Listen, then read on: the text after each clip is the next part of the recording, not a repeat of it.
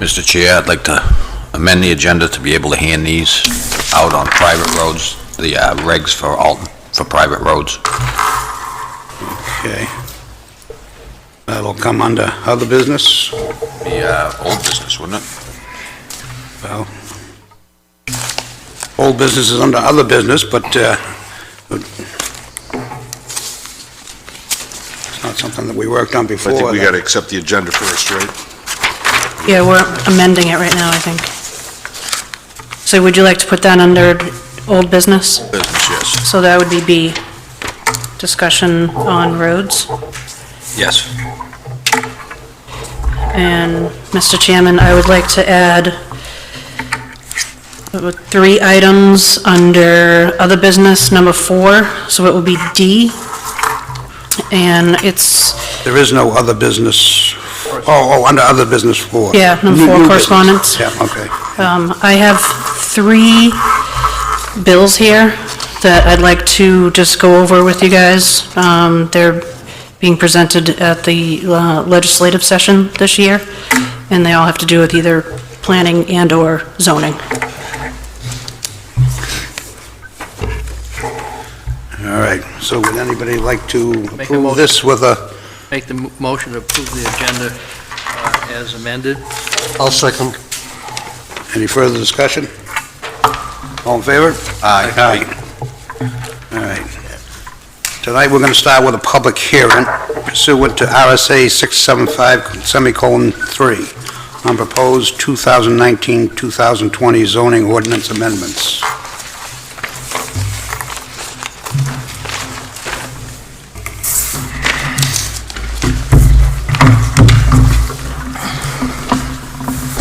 Good evening. Evening. I'm John Dever, the code official. I have with me Paul Monziani, who's the chairman of the zoning amendment committee. And we just have the one amendment that we discussed the last meeting. There were some changes that were suggested by the Attorney Sessler as far as wording, and the planning board wanted to add the rural zone to add the rural zone, the allowed uses for townhouse and multifamily structures in the rural zone, in addition to the residential commercial and the rural residential. So that's what you have in front of you. As a, As a special exception. As a special exception, yes, as a special exception in that zone. So,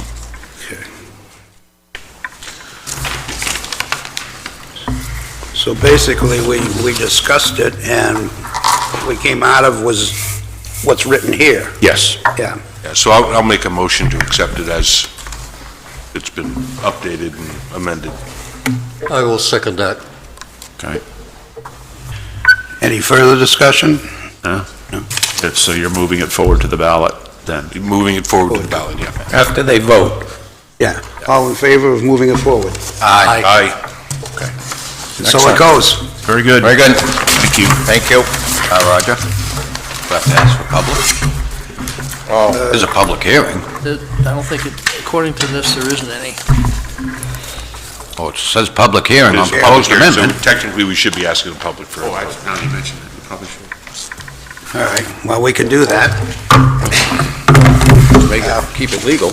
Yeah, we'll open that up to the public. Seeing no public, we'll close the public. Now you can go. Thank you. Thank you. Sorry about that.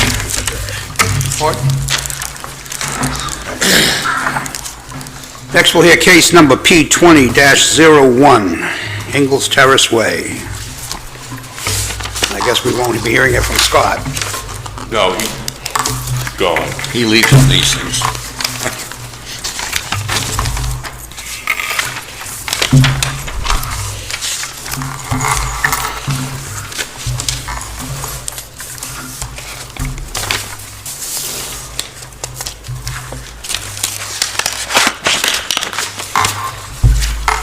Mr. Chairman, on Monday, I received a revised set of plans for this subdivision, and all of the issues under plan review in the planner review have been satisfied, except for obtaining a driveway permit for lot 3-10-1.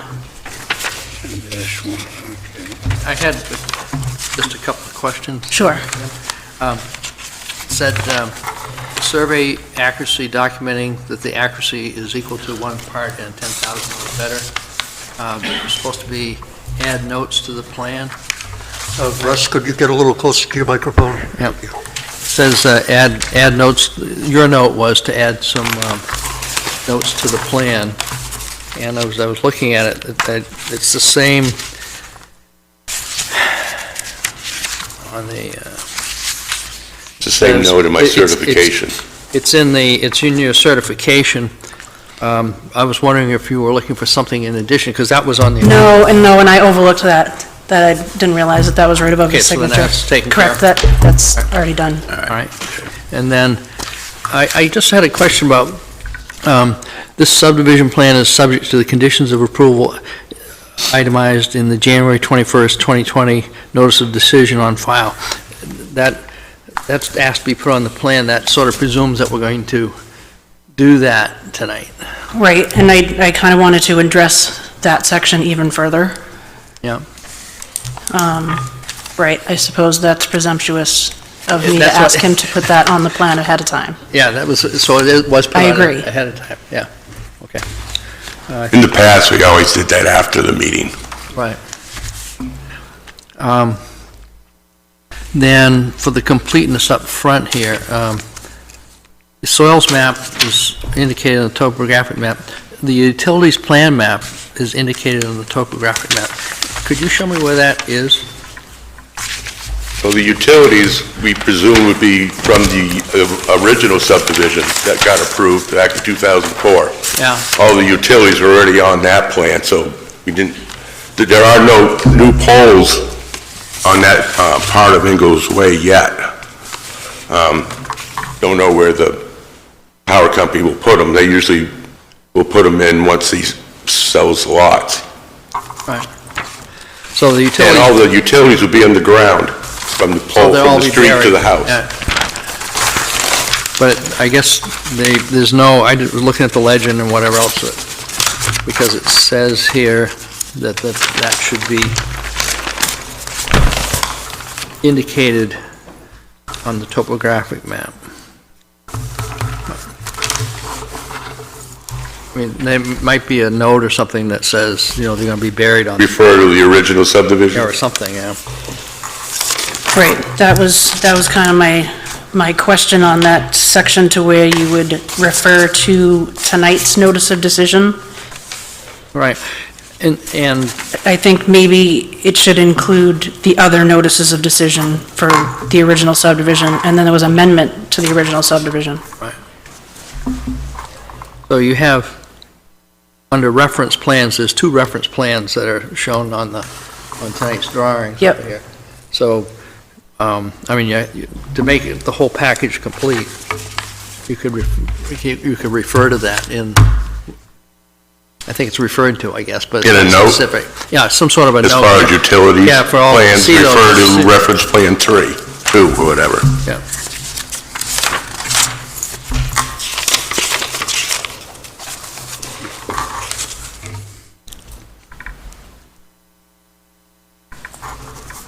And then there was you had another question, agency or permit approvals. Plan indicates NHDS subdivision approval, but checklist indicates that it's pending, so. Well, it'll be submitted. We tried to submit, but their website's been down for a week and a half now. So we gotta do it the old way. Okay. All right. So I think that covers all the things. So you got most of this, everything else, right? Yeah, this is all that she didn't have. What about the sample deeds? Oh, missing sample deeds? I usually don't do deeds until lots are sold, but, I mean, I can draw some up. I think they are sample deeds of what they were looking Oh, at. it is a deed description. That's usually submitted. Yeah, I mean, they usually Before- have, what the deeds are going to look like, That can go in a condition. So I had a question.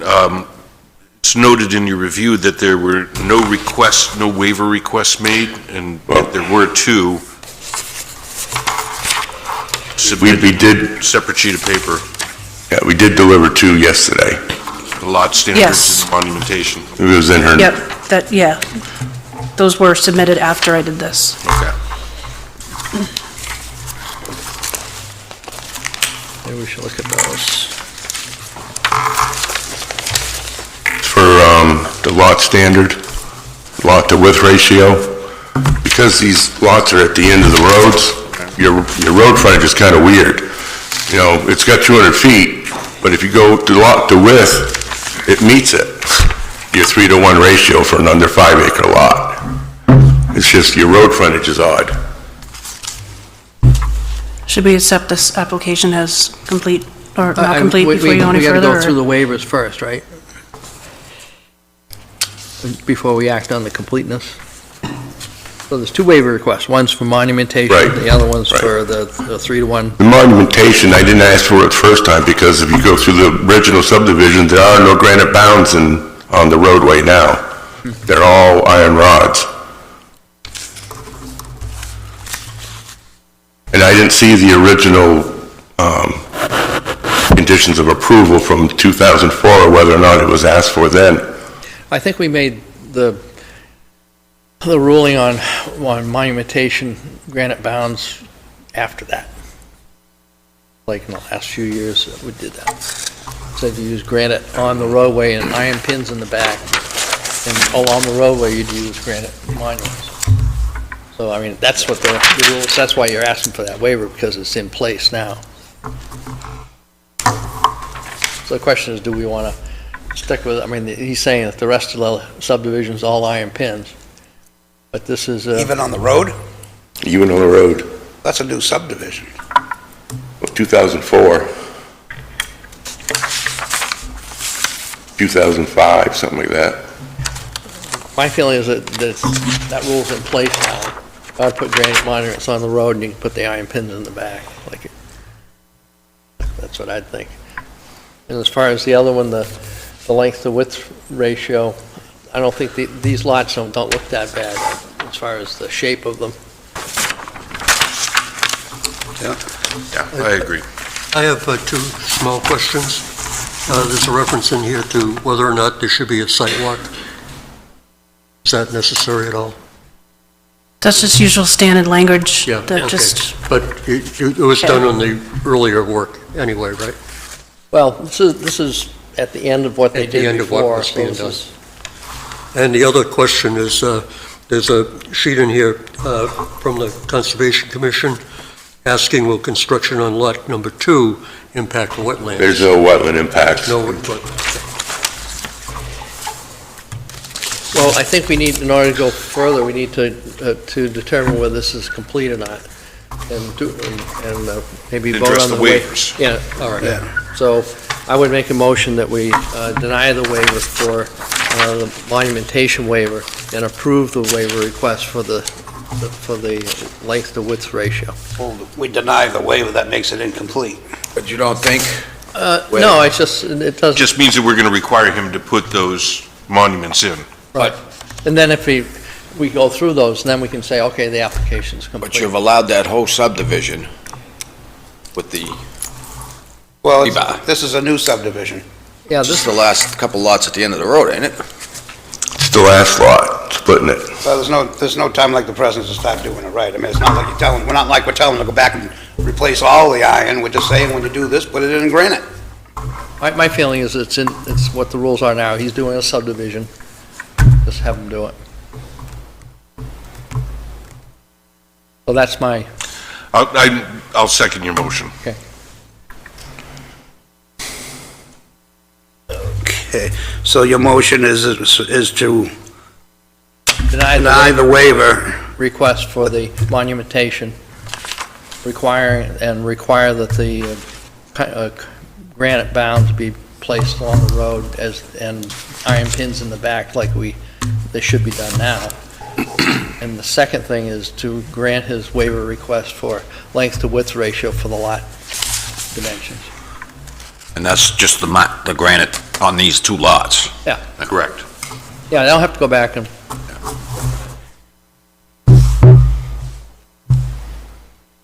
Let's open that up to the public. Seeing no one from the public, we'll close the public and look for any further discussion. Okay, so we're calling the application complete, And- denying the waiver, And granting a waiver. granting a waiver, and giving him a standard for his denied waiver. Right. Okay. With all that said, all in favor? Aye. Aye. So now,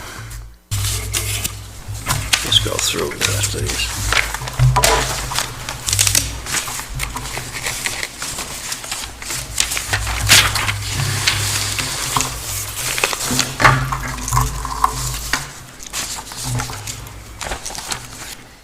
So I'm going down through the rest of the plan review. Looks like, according to Jessica, you got everything done except for the driveway permits.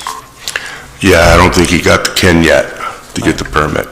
So that would probably be a, Condition of approval. right. Then, so waiver request, lot standard, be that. Utilities, there'll be a note that the utilities would be as shown on the Reference plan. previous, the reference plan. That would do that. The comments, the only one that we got was from the Conservation Commission that they asked a question. And this was for, have I got the right one? We're doing Ingalls. Ingalls, right? Yeah. Yeah, I had more than one of these, that's the problem.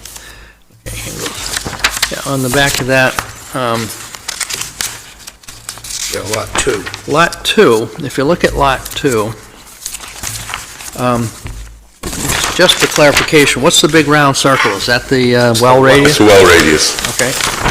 And so the driveway would come in off the end of this hammerhead, right? Yep, and then immediately take a right and go up. So where does the house go? Can you, If you see where the 4K area is, back, yeah, it's gonna go just in front of that, just, so between the, between the well and the 4K area. so that will fit in there? Oh, yeah.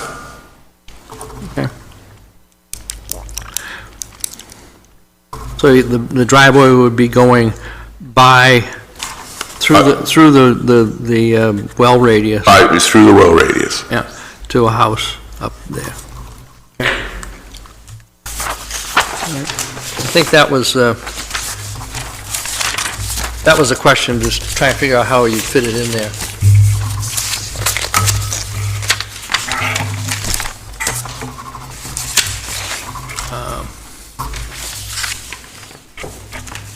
I don't think I had anything else that I saw.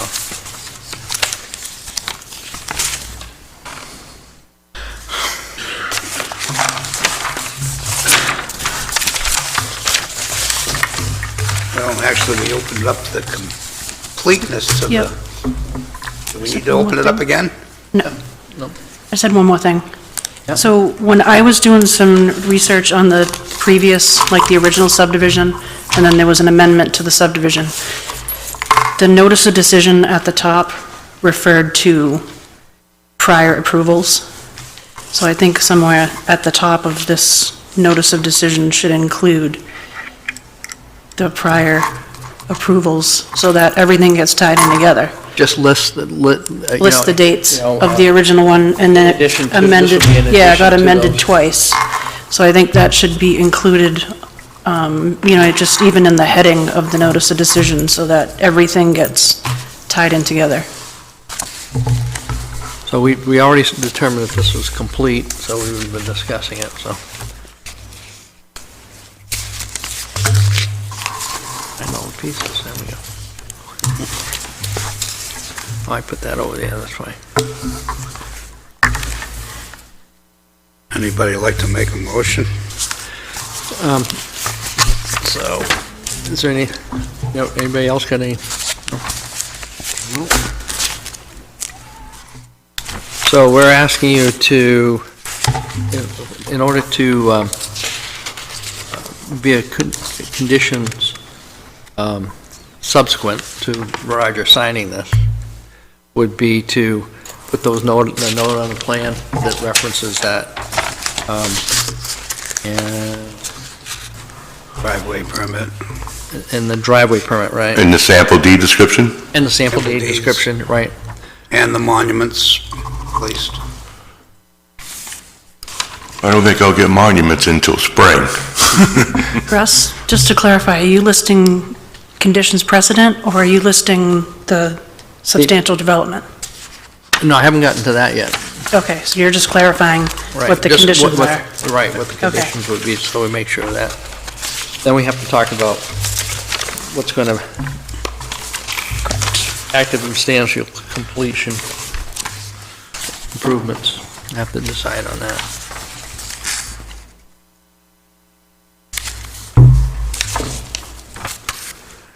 So,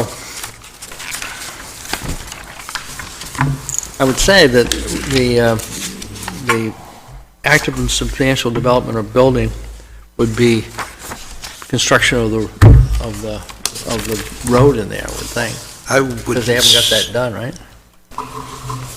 Oh, That's a paper road at this point, isn't it? It's under construction right now, and it'll be done in the spring. Yeah, he grubbed it all out and put it into subgrade. Yeah, so but it should be at least a gravel road in there You can drive all the way in, now. yeah. Yeah, but it's not, you get stuck if it flies out, right? No, No, Okay. there's a good hard rock pack. Should it be paved? Should it have the binder course on it? Well, he can't do anything until it's paved. I mean, Right. the original subdivision got approved before a road was even grubbed out. Right. So this one, I mean, is almost there. But we're trying to figure out what substantial would be completion for this particular item. What do you think? I think the installation of the monuments and the recording of the deed, and, What about the road itself? no, I think because the road is in process, so, there ain't much you're gonna do with it right now, yeah. till it thaws, but No, I'm not talking it's as a in precedent. subgrade. no, you're Not as a talking about precedent condition, I'm talking for the about- time Yeah. to make it So it can be vested for vested. the requirements, for any changes in the zoning. Yeah, I think once you've established the deeds and got your bounds in, you're good. Then you don't need to pave the road. I don't think so. Yeah. Well, he can't get an occupancy permit till it's paved anyway. He can get building permits. Oh, man, I'm just talking for the purposes of protecting Scott's rights from any changes to regulations. Right. That's all I'm trying to get to.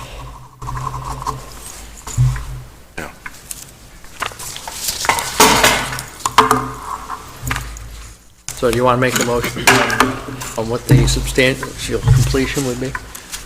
Sure, so I'll make the motion that the substantial, Development?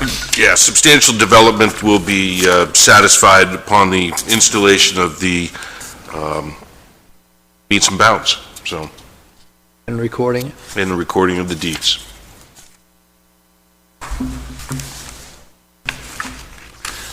I'll second the Will motion. there be deeds to record prior to sale? You don't record deeds till after they're sold. So, And they may sit there for a while. Yeah. Gee, so you can't really consider that. No. I say just the meets and bounds. And the monumentation. yeah, I think Okay. we've done that in the past. All right, It's a whole subdivision. I mean, it's, right, yeah. Right, you're you not can, gonna walk you away can from put it, 3 lots. right, you can put the same one on each condition. Right.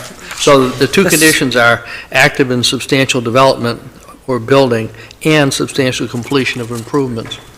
We'll use that for both of those. Right, okay. So moved. I'll second that. Any further discussion? Okay, So just to be clear, the conditions precedent would be the sample deeds, the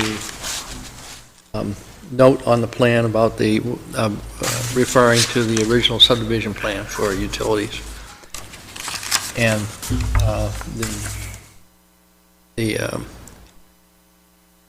that would be precedent. And then for substantial completion, we're doing you can do the bounds at that point. That doesn't need to be a note on the plan or anything for substantial, It'll be on the documentation. right, it'll be on the when he conditions of signs it. approval. Yeah, in the What approval. about submission of state subdivision approval? Well, that's a condition of approval, too. Right, and the I have to conditions I precedent, have to get that. just clarifying. All right.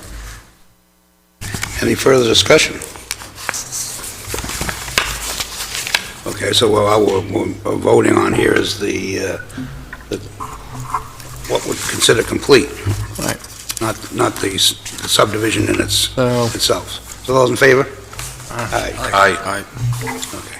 So now we have to vote on the subdivision. Yeah. I don't know as though we really needed to vote on that, we just had to decide that's what we wanted. I'll look for a motion to... So I make a motion to approve the application. Let this Alton Planning Board notice of decision serve as written notification for the above referenced project as follows. After due hearing, the Alton Planning Board hereby approves the above cited application, case P2001 for W&W Ralph Trust LLC of Alton for a final minor subdivision for a two-lot subdivision of map 8, lot 3-10 into lots 1 and 2, Ingalls Terrace Way, with the conditions cited previously. I'll second that. Any further discussion? All in favor? Aye. That one passes. Looks like we're right back in the business. Yeah, going back to the All right. next one. Now we have case P20-02.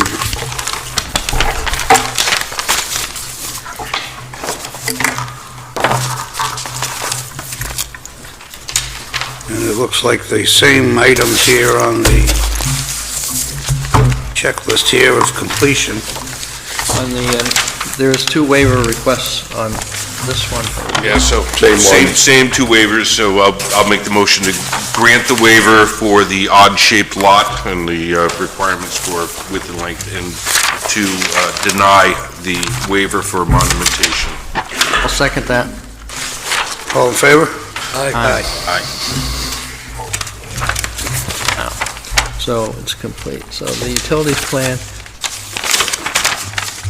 So in this one, your utilities plan would be the same. Same. Same notes, right? Should be identical. Deja vu. Different road. And the agency of permit approvals for the New Hampshire DES subdivision approval would be a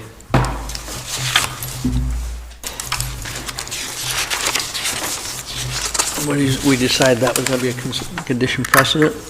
The subdivision approval? Yeah. Yes.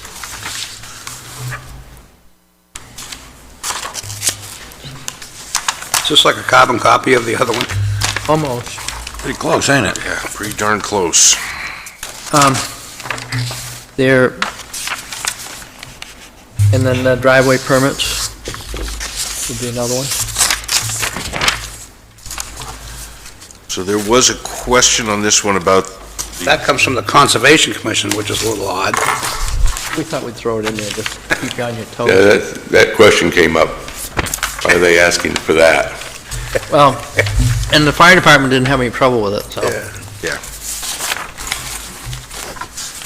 But it is interesting, because on a lot of these, that's been the thing, where you come in and they say they gotta have a turnaround. Yeah, Well, you you have do, to you got a hammerhead. That's as much a turnaround as anything. So they're just gonna drive in one, back out, and go out. They don't have to have a quarter of an acre to turn around in.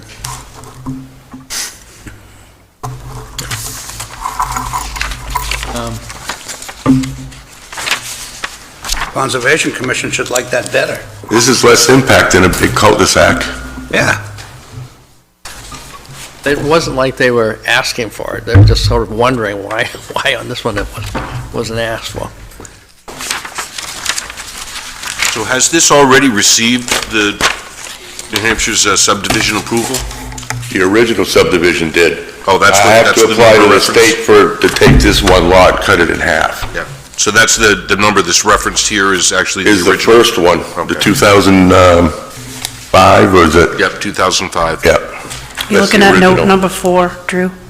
I'm sorry, Are what? you looking at note number 4? Yeah. Yeah, that should just say, provide New Hampshire DES subdivision approval. Yeah. So just scratch off all that other.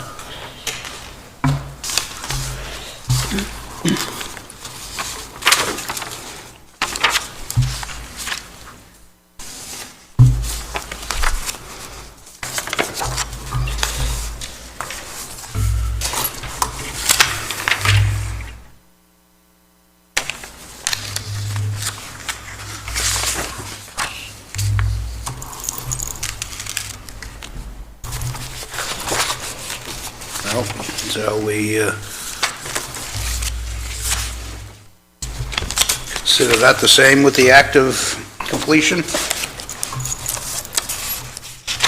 Yeah, Let Drew run with this one. thanks. Yeah, so I'll make a motion that we accept the application as complete with matching all the previous comments from the last review. How's that? We're taking the easy way out. So you're just now approving the application? With the completeness. Completeness. Oh, I thought we'd be on that. So I don't see there's anything else that I had on this. All right, well, we'll open it up to the public to see if they have anything. Gonna vote on that See. first? I'll second it. What, We have do to we vote open it on up his to the motion public? first. The completeness? You gotta vote on his motion. He's got a motion on the table. Oh, that's right. All in favor? Aye. Aye. Now we'll open to the public. Still no one. All right.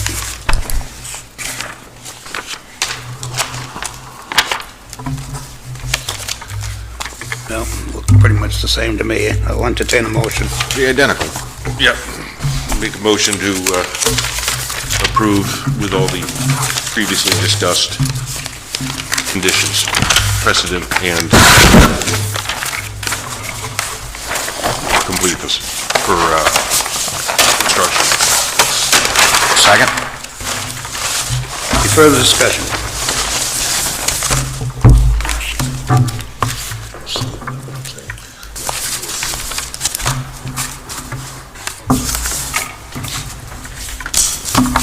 Anything, Bob?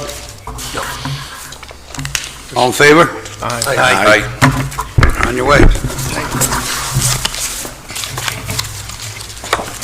Okay, case P20-03. Site plan land of Diane Loudon. But there's a waiver request, it says, before acting on the completeness of the application, the board should require a waiver that the site plan be accepted as a minor application versus major, even though the size of 2,280 square feet versus 750 square threshold listed in the site plan review regulations don't exceed that. And I did receive the waiver right before the meeting. I make a motion to accept the waiver request dated Dated January 21st, 2020. January 21st, 2020. I'll second that. Any further discussion? Okay, all in favor of granting the waiver? Aye. Aye. Aye.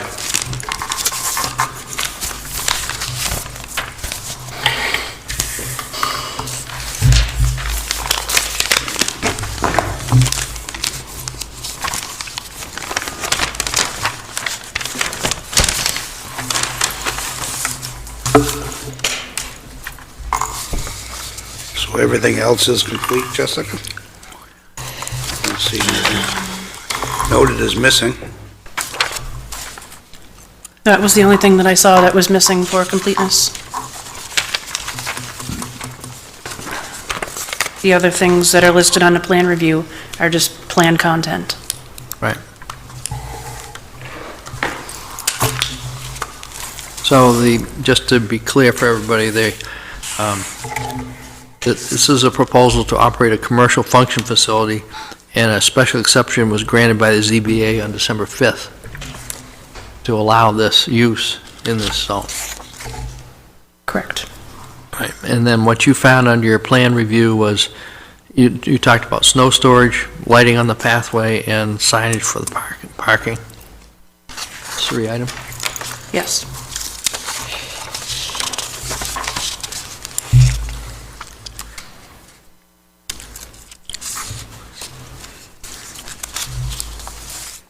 There are other things to discuss, but as we go along through the planner review, you can discuss things when you get to it. These items under A, these are demands from the ZBA, Under or are A, they just normal?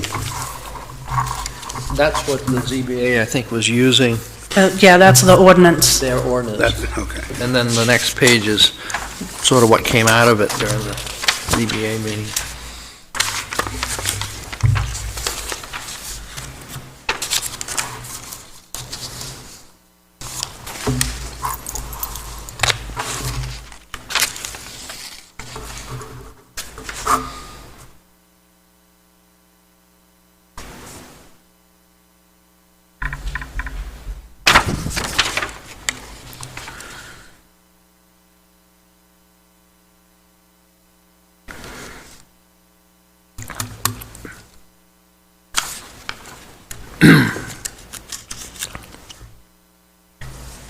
Wouldn't be able to shine a headlight off of your property, would you?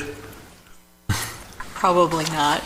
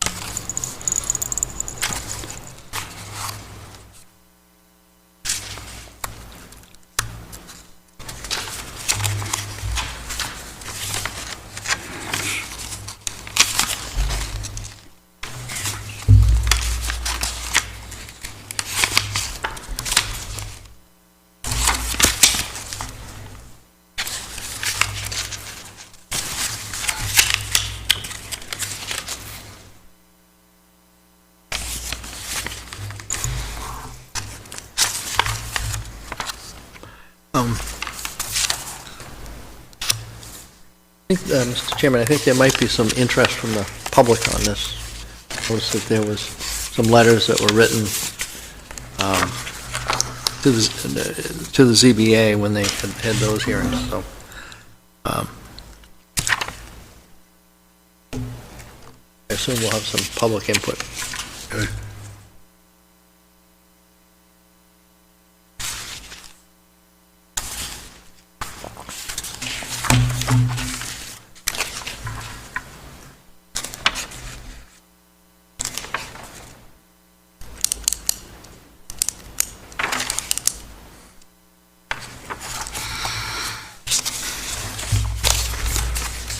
So you've seen the fire department's comments?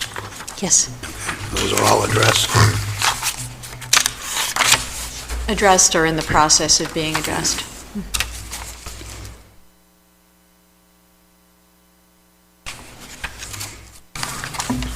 Are those letters in our package? Yeah, there's some letters from a couple of neighbors in there. Or at least one. Yeah, I've seen one. One is, I guess the others were comments at the ZBA meeting. Yeah, we discussed that, and I've had conversations since then. But I encourage as much feedback as I can get from my neighbors. I need my neighbors. Yeah. The woman who wrote the letter does not live there. She owns the 500 acres that are kind of across Davis Road.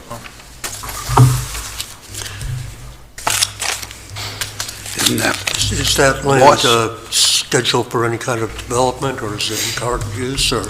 I believe it's all in current use. I don't think she would ever schedule it for development. She's always taken the position, even when we moved Seeing the in letter. and started to build, That's right, yeah. she didn't want us to be to up the there original then. package? Yeah, Oh, But she lives somewhere else in New Hampshire. lives in Sullivan. Anybody know where Sullivan is? That's where she lives, yes. is that Marlene Meinalt? That's the one. She's a long time person, right? Oh. Marlene Meinalt? Oh, yeah, they used to own Sunflower Gardens. That's where she grew up right there, right on there? 28, the greenhouses. That's where they grew up.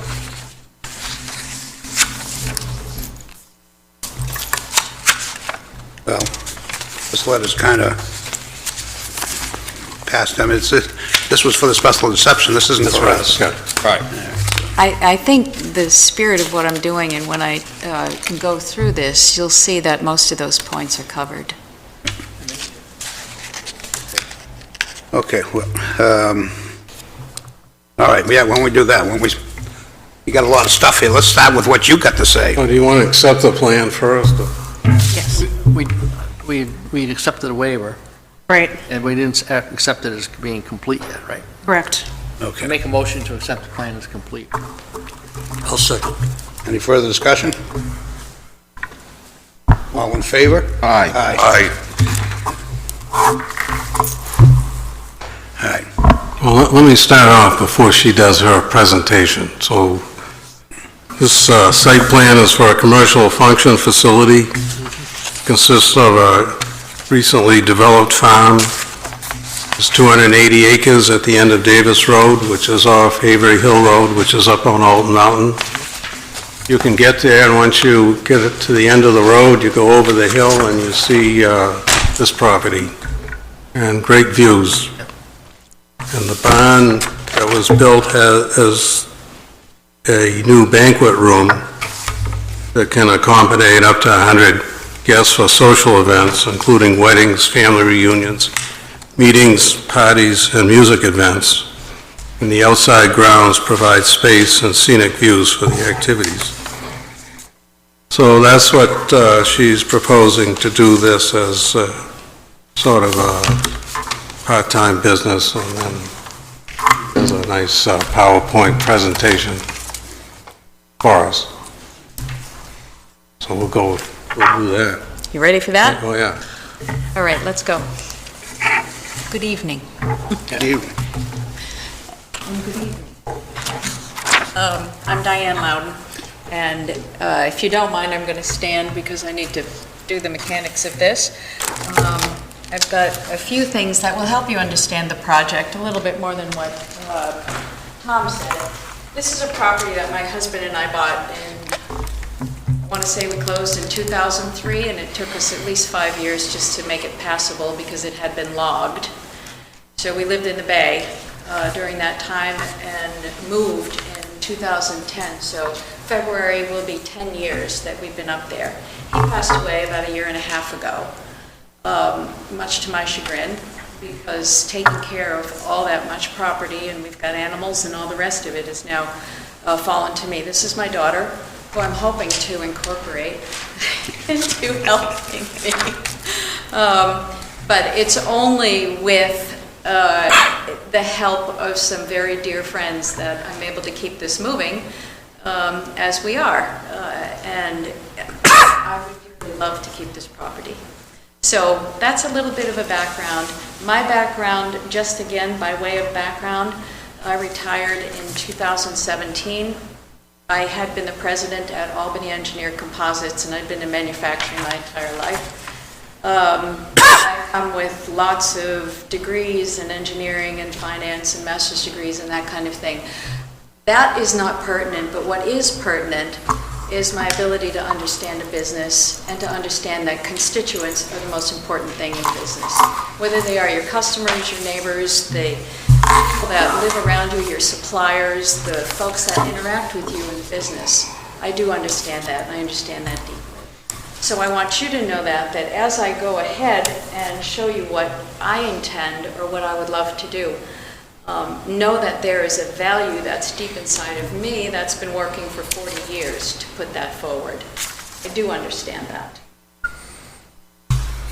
Like I said, we started about 2010 when my husband and I first moved in, and this I just wanted you to see is one of the more glorious pictures. Any time, any weather, any season, the views are stunning, the property is stunning, and it is now prepared for things, for trails, for horses, for animals. It's so much better than it was when we got it. It was a lot of hard work, and I would welcome any of you to come up and see just what it looks like. So I've got this into kind of three sections, the proposal itself, the property, and then we'll dance through some pretty beautiful photos that I would hope you would take away the expanse of the property, where it's situated, anything that abuts it that isn't wildlife, and get a picture at least as best as drone shots can do that for you. And again, I'd welcome anybody to come up and see. So essentially what I'm seeking to do is get some approval to turn our barn into a venue.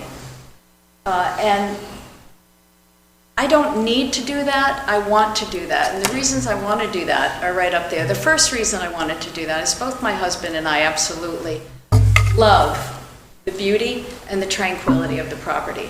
And you will be mesmerized when you come up. Tom has been up several times, certainly my daughter has been up there a million times, and other people that are here have been up. There's a certain ambiance about it. So it's just that tranquility in a life that all of us live that's a little bit crazy. Finding a stress-free place is a pretty special thing. I want to share that. I'm blessed with it, and I'd really like to share that. Also want to generate interest in the outdoors, the surrounding space, and how to care for that. We have a lot of young people that come up and come through. People use our hiking trails. I want to make sure that people do understand. It's up to us to take care of that. You know, even though I own the land, I'm a steward of the land. And I want that land to be kept well, and I want to make sure that I'm teaching people to do that. So that's part of this. I want to enhance commerce in Alton and Alton Bay, and do that beautifully. I don't want to put up a manufacturing building. I want to do this beautifully. So that is more commerce. I think we need more commerce. I don't think that's a bad thing. I think that's a good thing. And finally, of course, I want to generate income. 200 acres or 280 acres is a lot to do by yourself. And I need to have something to defray the cost. I need to have something that continues this so that my children are able to inherit this, that if we turn this into something else, it's something that sustains itself.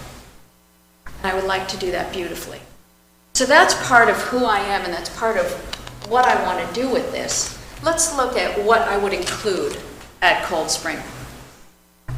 Everything that gets all the play is the wedding venue, but I would ask that you look at the words. It's a premier wedding venue. I'm not looking to do 250 or 300 or 400 guests. Everything has got to be under 100. And I want it to be well done. I want the people that are coming, the little couples that are coming, to want to be there, to be just as mesmerized by the magical properties of the surrounding land as I am.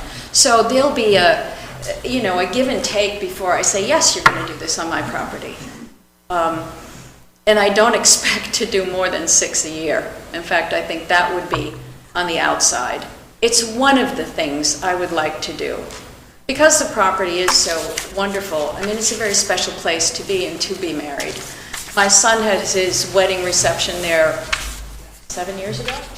7 years ago, we did a family wedding there last summer, and it was a phenomenal success. And we did the wedding of a friend also last summer. 45 people, phenomenal success. I don't think the impact to the neighbors was anything, if at all.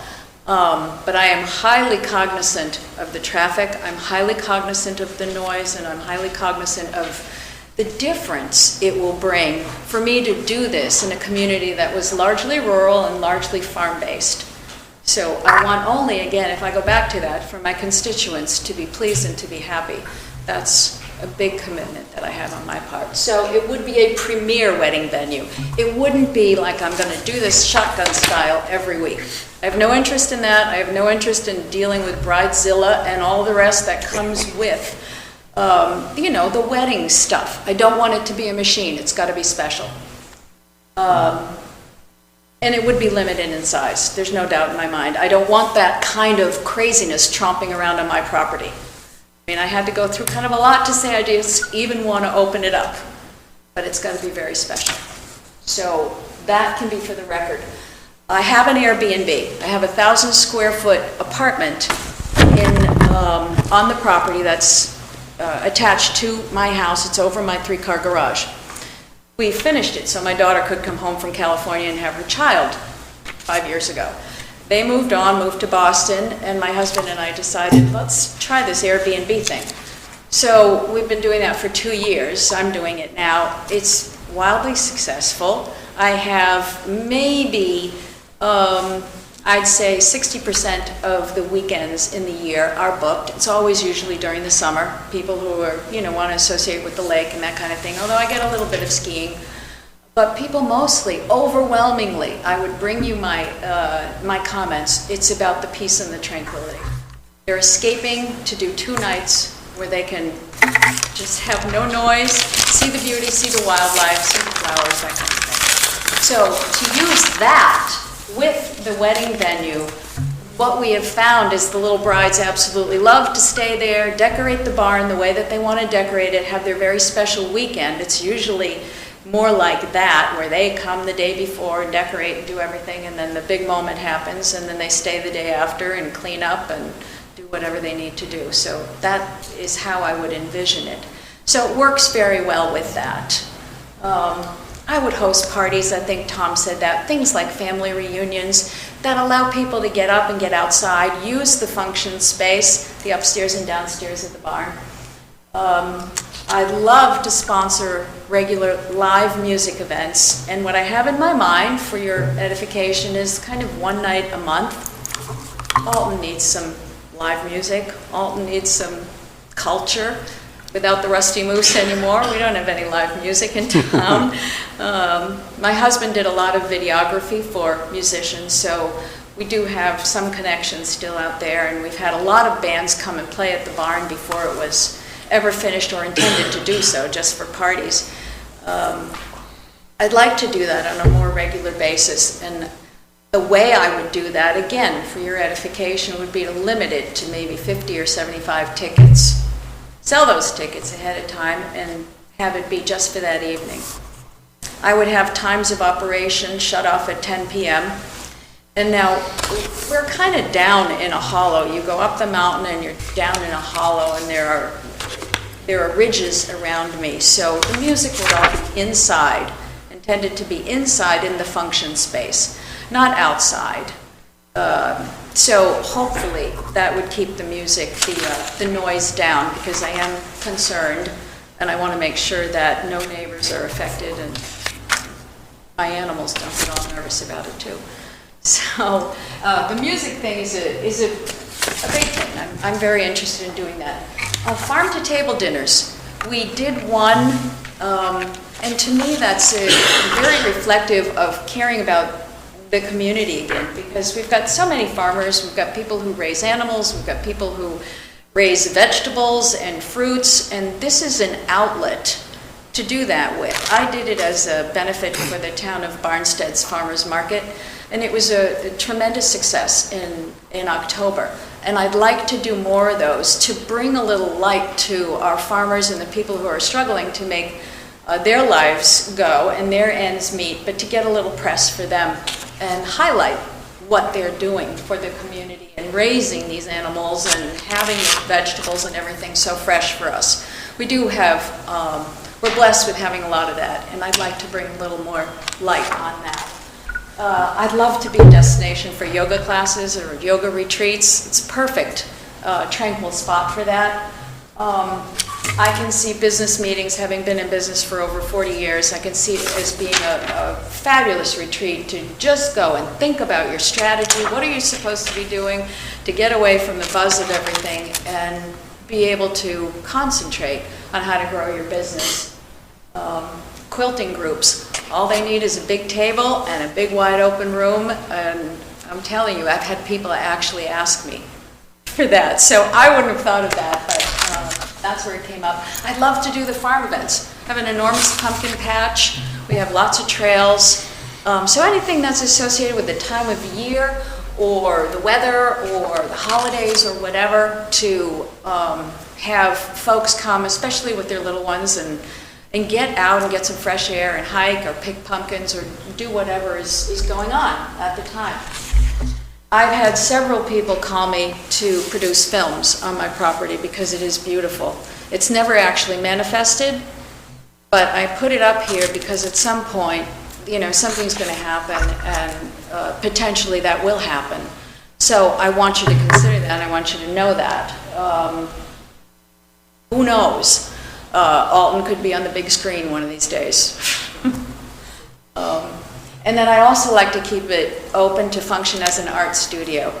My daughter is an artist.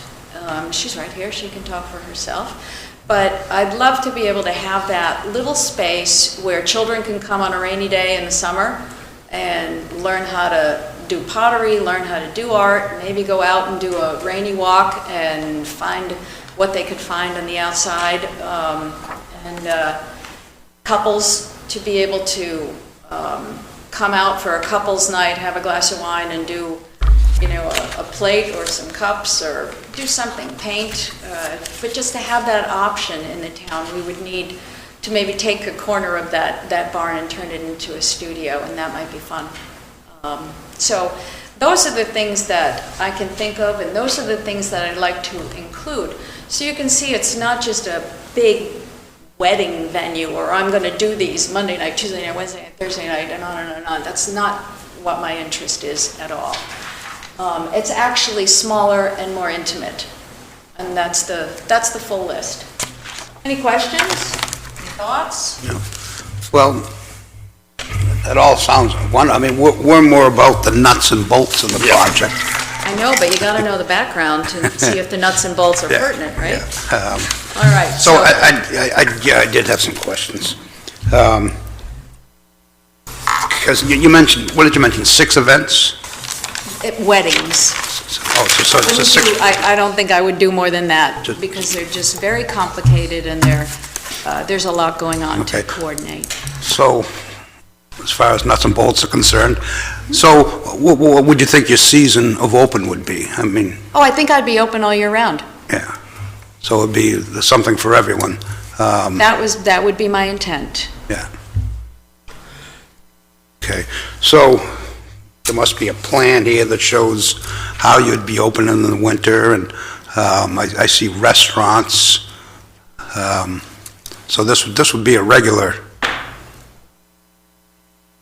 place. I mean, it'd be a business, a good-sized business with all... I don't know, I don't know what you consider good size, but it would be busy, I think. Yeah. It would be busy, but again, my emphasis would be on the smaller, more intimate activities, and even though we might consider doing a wedding, and we probably would do a wedding, and we probably would do, like I said, no more than 6 a year, but we would also do those smaller things because I'd like it to be as much a cultural place, a destination for people in town to use as well, for all of those things I listed. If you need a family reunion, there's no real public space to go and get in Alton. Right. So what we would look at would be the wedding and the live music. Because that live music, I mean, that could be Woodstock. No, I think I specifically said I would sell maybe 50 to 75 tickets. An indoor only. Okay. And it would be indoor. Oh, it would be indoor. Oh. I might have been looking at the next page. Might have been. You might have been reading ahead. No, that would be intended to be inside. So everything would be, you know, like 50 to 100 people in any maximum. events. Yeah. The space is not that huge. It's 2,500 square feet, you know. But what we look at is where, you know, do you have parking for them? I have parking for 51 cars without doing a thing right now. And I could expand that because I can cut down more trees, just like anybody else. Yeah. And that's a big flat area, and when I get to the pictures, you'll see a picture of that area. I was trying to figure out an analogous operation in New Hampshire. And the best I could come up with in my mind would be the New Hampshire Farm Museum, as being something that would be somewhat similar. I don't know that, so Okay. I can't help you. I wish I Okay. could. Some of these folks might be aware of it. And they do these kinds of functions. Yeah, But they do a few weddings a year. yeah, okay. And they do Perhaps school that's- programs with farm animals and agriculture and so forth. Yeah, I don't have a full-blown business plan yet, because I really wanted to go through the paces and see, should I put all of that together? But you've got the benefit of my thinking, and you've got the benefit of what's taking shape on the bones of this right now. So if I am approved to go forward, then we'll go with the full-blown business plan. So just to be clear, your Airbnb is in the house or the It's barn? over my garages, which is attached to the To house. the house, okay, so it's over in that piece there, okay. I just had one question, you had 3 outhouse, nicely equipped outhouses. Yes, I do. And then in the You're jumping ahead. non-sewered plans indicate 2 bathrooms are located in the barn, and 1, so there's 2 in the barn and then 3 outhouses, so a total of 5, is that what I'm reading? Okay. Yeah, and that's what this page is. This kind of tells you what's there. Okay. You've got the big barn, 2 floors, it's all post and beam, and it's functional post and beam rather than, kind of going in afterwards and putting it up to look pretty. It's actually post and beam. The function room is on the 2nd floor. There's a service area that, call it a bar if you will, but it's got a sink, it's got a refrigerator, beverage refrigerators, warming drawers, but there is in no way, and I want no way for you to construe that there's a kitchen. There isn't, and I don't ever intend there to be a kitchen. But if caterers want to come in and use those warming drawers, they certainly can. There's a little dishwasher up there, so Are you it's gonna worked have- very well. Are you going to have food storage in there? No food storage. I've got refrigerators, but it would be used for the day, That For that. answers that question.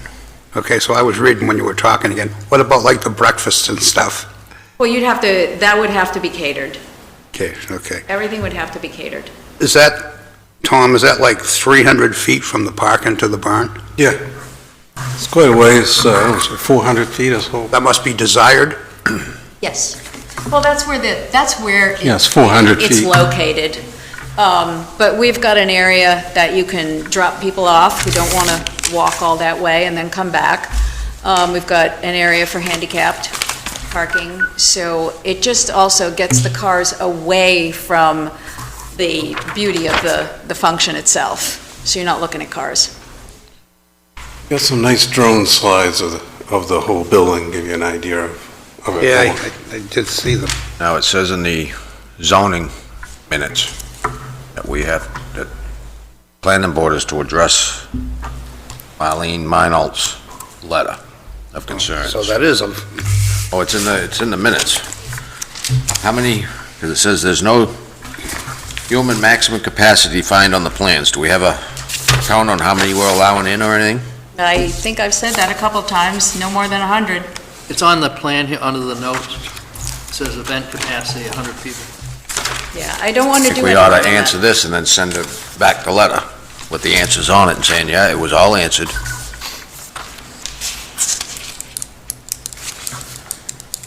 You already do an A, B, and B. Bathrooms are adequate.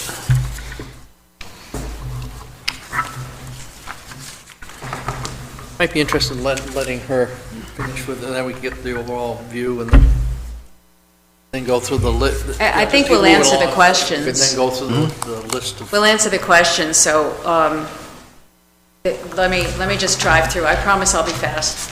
Promise. I really do. There's a deck off the 2nd floor function room.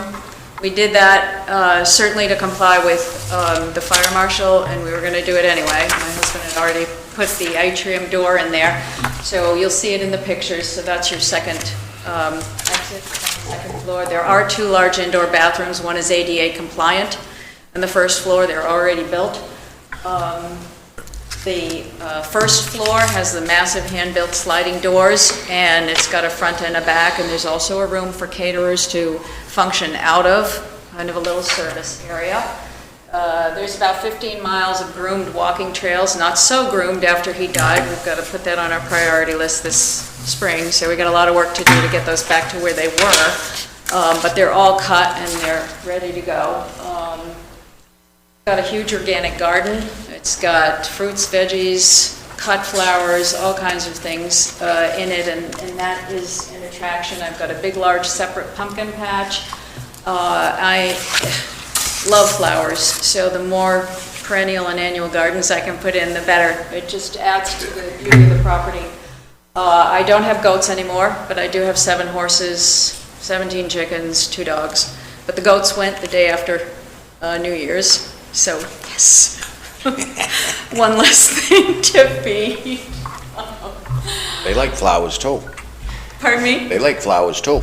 Yes, they do. Yeah, they like a lot of things, including Christmas trees, so now I don't know what to do with my Christmas tree, but we do have a large pond on the site, and there are multiple streams, so the pond can be seen, but it is not accessible because it's in a horse pasture.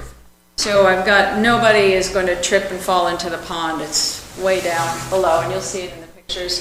The outhouse is a fire pit, again with permit. We're designing a kids' play area because I've got 2 grandchildren, 5-year-old, that when they come to see Nana, they want to play with all the animals and they want to get out there and play with the stumps and the trees and all of that. So we're thinking about how we do that really thoughtfully in a way that it works in with the landscape and what's available to us right there. And again, there's plenty of parking on site, and we've got a place to drive up. But if you let me get to the pictures, yes? Okay, these are my 5 big guys, just hanging around.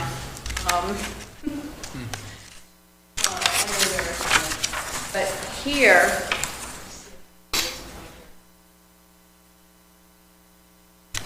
all right, this is the house. This is the barn over here. And this is not the best picture, but we'll get another one. You can see the drive up. Handicap parking would be over here. And this goes off up to Davis Road, and the big parking area is right in here. But you begin to get a sense for the expanse and the fact that we're not exactly in a neighborhood. Okay? This is the barn itself. One of the friendly labs, but here's the deck off of the back with the atrium doors and the stairs that go all the way down to the bottom. This is all pumpkin patch. I've got a better shot of this, but this right here is the door that the caterers tend to use. It's a Dutch door, and they're able to kind of go in and out without upsetting any of the activities that might be going on. Here's the drop-off area, and we would have the handicap parking right here as we need it. This is just another big horse pasture, and horse pastures off to here. This will be all wildflowers in the summer. How far away is your handicap parking? How much is that lawn area? Right here. So I'm going to say it's maybe, they can get dropped off right here. So pull up right to the front. It's in the green area, right in there. What's that? It's in the green area. In Right- here. No, across, right there. There. Going uphill, well, yeah. Oh, all right. Oh, 2 parking okay. spaces. Oh, it shows already, yeah. How much more, 40 feet or so? Yeah. It's not even, Yeah, okay. What okay? you were saying was on the Is side. that a beautiful barn there, or did you build it? Asking. We built it. It's We nice. built everything. Oh, so there was nothing, there was just land? It was a mess. Yes, it was land, just land. Wow. But that was what was attractive to us. You know, at the time, we just prayed we had enough energy and dove in. But no, that was the first structure that my husband built. And I kind of threatened him. I said, you bought all this equipment, you better store it safely. So I'll wait for the house. You better just have a place to put it all. So we never really intended that this would be what it turned into, but over the years we thought, wouldn't this be lovely? Because everybody who visited just thinks it's magical. So that's how we got there. Is that an animal barn as well, or? It was intended to be initially, Yeah. which is why, I've got to strip off the stable mats and all the rest of it and pour concrete on the two sides, and then I've got concrete in the middle, but my animals don't go inside. They are 24/7, 365 outside. They just look outside and drool? Yeah, but had I known it initially, we would have done concrete floors in there, and we would have done it differently, but we intended to have horses in there. This is just a view of the lower fields that you see down here, and this goes up from here. It's actually I wouldn't call it a mountain, but people do. And we'll see that in one of the later shots. But this all comes down. The pond is right down here. Here is the parking area, which has some trees in the way, so you can't see the full area. There's the big garden and the solar panels. More of the lower fields here. And you see a little bit of Sunset Lake over here, just to get yourself oriented. Here you're going to see Crystal and Sunset and my pond, but this is all my property here.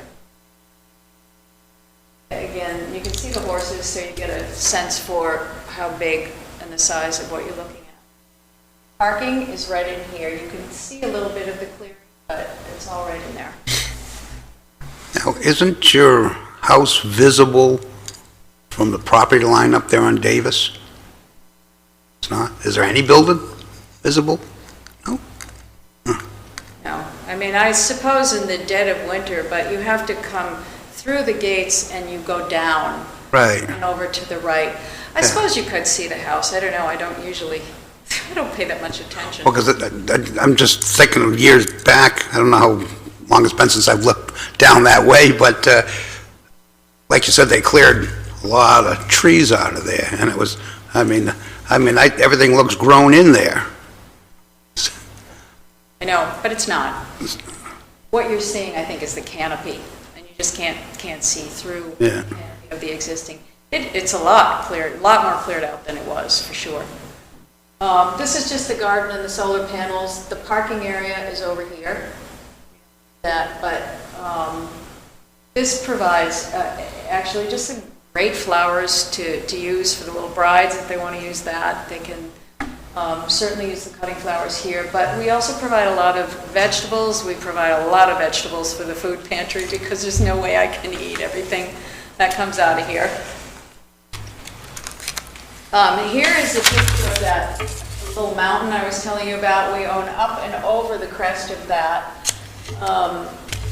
And from there, you get the view of Crystal Lake.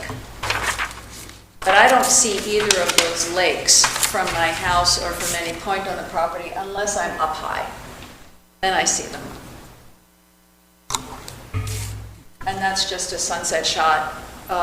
We owned property in Montana years ago. Montana is big sky, but they got nothing on us. This is pretty big sky up there. It's very unfettered, and you can see for a million miles, it feels like. Beautiful. This is a view of the function room, the upstairs. This is the front. This is on the second floor of the barn. So you can see it's finished. Pine floor, shiplap on the walls, and the beams, the post and beam. This is the downstairs, one of the little areas in the downstairs. Behind this door is that area that I talked about that the caterers would use. This door opens halfway, again a Dutch door, and they can serve from there. They can do all kinds of fun things. Here's the front of the barn, and the only thing I really want you to notice here is that the doors are fabulous. My husband built these, but inside those doors you can see a little bit of it. There are 3 removable panels. Since I started heating the barn, I was loath to leave those sliding doors because they're wide open. You know, you get nothing but air rushing through there. I've got 2 mini splits in the second floor, and even though the first floor is only heated with baseboard heaters in the bathrooms. I was losing a lot of heat, so I had him do that. And I could still open up the expanse in the summer. I'll have them remove those panels, but I thought it was pretty smart of him to figure that out and help me with that. I still have the back one. He's going to do exactly the same thing, but that's helping already. And there's that side view that I wanted to show you, the Dutch door there that the caterers kind of have found useful to go in and out, because we've had a couple of catered events there already. They all look like Dutch doors. They're not, they don't function. Oh, they're not at all?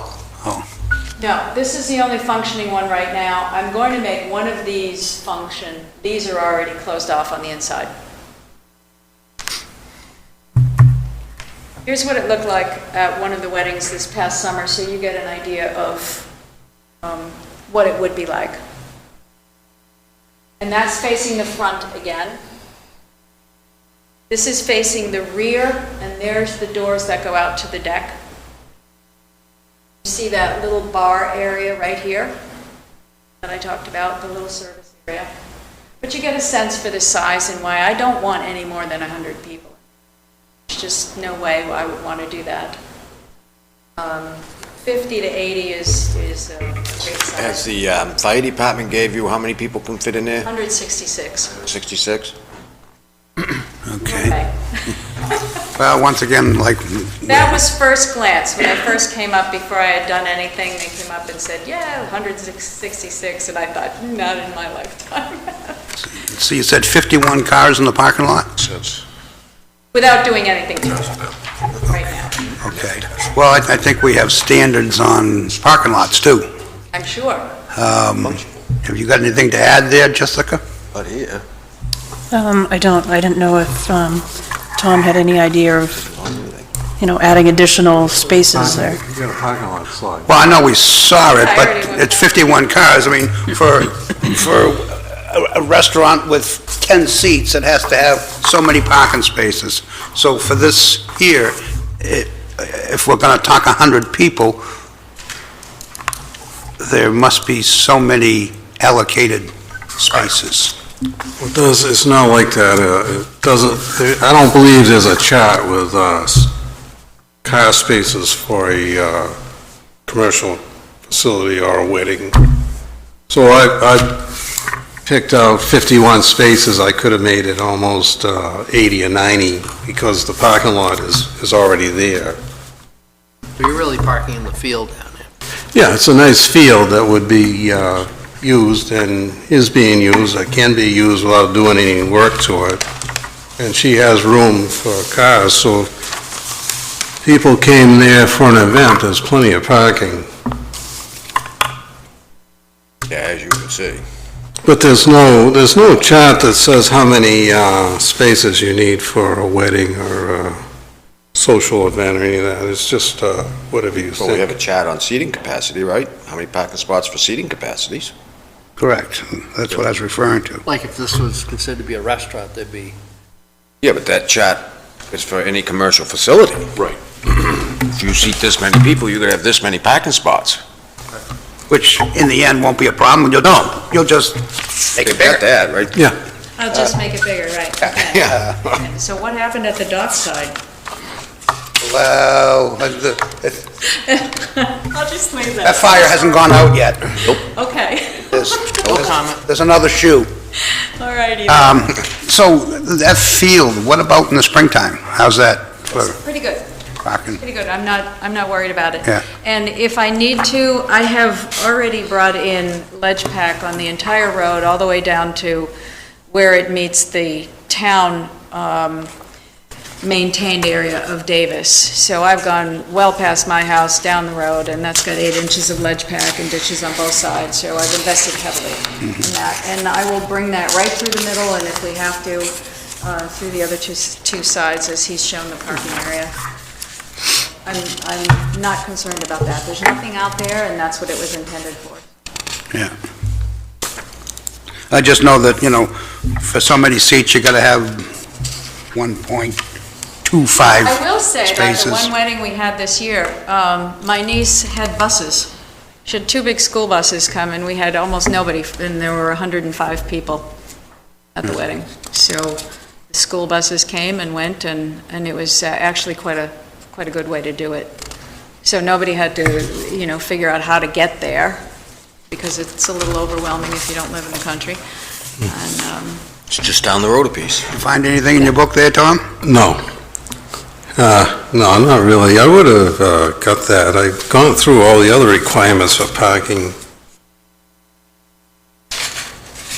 Yeah.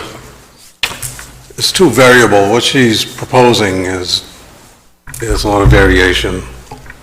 Parking lot is not a loamy field. It wasn't an agricultural field with a lot of loam that we would get stuck in.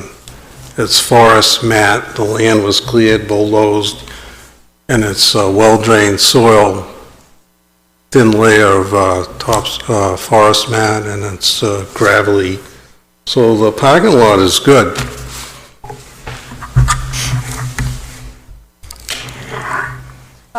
Just to wind this up, the 2 bathrooms are on the first floor of the barn.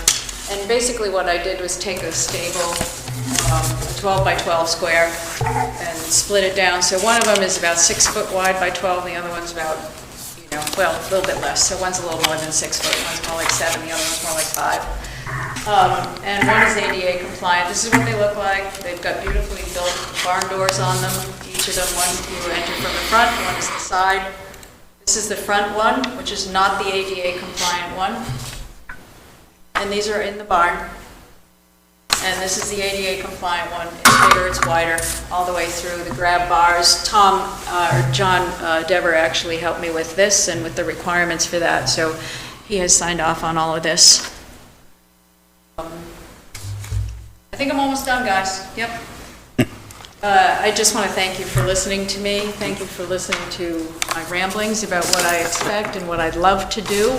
I want you to know that I'm committed to the values that I talked about before, that this is really what my husband wanted to do, it's what I want to do, and I want to bring it down about 30,000 decibels from where he wanted to do it, and do it in a little more slow fashion, if you will, so that it grows as a place that our community would really like to use.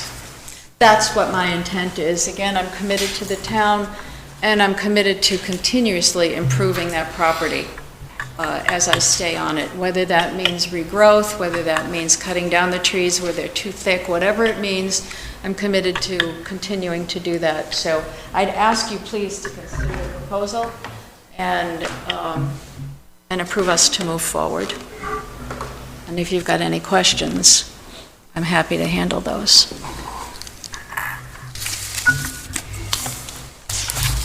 Does anybody have any questions of the... I'd like to just go through the list. Yeah.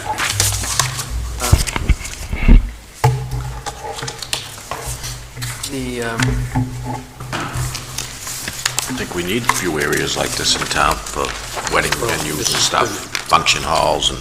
This has been one of my things. What's that? Well, looking at areas where the master plan could be evolved further from where it is now. One of the things, Alton's a drive-through, not a drive-to community. I'm with you. And we need some things that people would come to do. And this is This right is one of them. right in that ballpark. Thank you. I totally agree. So just on the mitigation of noise, if we were to approve it with only acoustic music outside and it's over by 10 p.m., is that what your hours of operation, 10? That's what I'm suggesting, that we would only do acoustic outside and that we would be done by 10 p.m. Would you, so you're certain you'd only want to do acoustic? Outside. Oh, Yeah, I don't listen to it. You're not listening. No, I'm just going down to the list. Want to borrow one? Evidently, at the ZBA meeting, this is what she said. I think I was trying to go back to that woman's letter, Marlene's letter, concern about noise. And I don't know if she actually says that. She said quiet hours. Yeah, I think she talked about not having To include the not just hours music. She was concerned, stipulated. you gonna have any fireworks? No, I don't intend on any fireworks. She did mention that, she said, Yes, she did. That's not even in my scope. I hadn't even thought about it until she brought it up, Fireworks are also illegal in Alton, so by the way. right. When, since Um, when? they always have been. So headlights, Some other time. next one down, I know you guys stop me if, I'm just gonna kind of go through these. If you want to bring up anything else. Headlights, was confirmed that the closest house is over 1,400 feet away from the entrance of the property. So cars will be going in, they'll be staying there till 10 PM in the parking lot, they go out, start up the cars, and they drive back down Davis Road. So there might be 50 or 60 cars going down Davis Road after 10 o'clock at night. It's a public road, right? Well, it is at that point. Yeah. It is at that point, and I am highly sensitive to that. There is going to be more traffic. I don't know what I can do about that. Yeah. I don't Well, know. once they hit Davis Road, they can either go through Gilmanton or up over Alton Mountain, so that it's not necessarily going to be concentrated. No, but I think people are used to it being a little sleepy up there, and I understand that, so I'm conscious of it.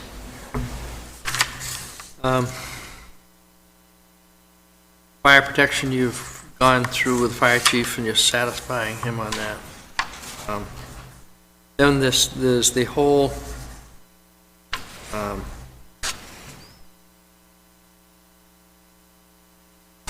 so Jessica's notes here says the site plan review regulations include suggested minimum parking space numbers for various uses. The plans indicate where the parking spaces will be. I guess we just,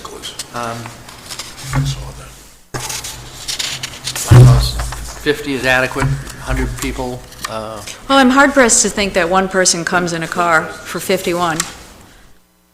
You know, think about it. It's usually multiple people that come in a car. so that might be a question.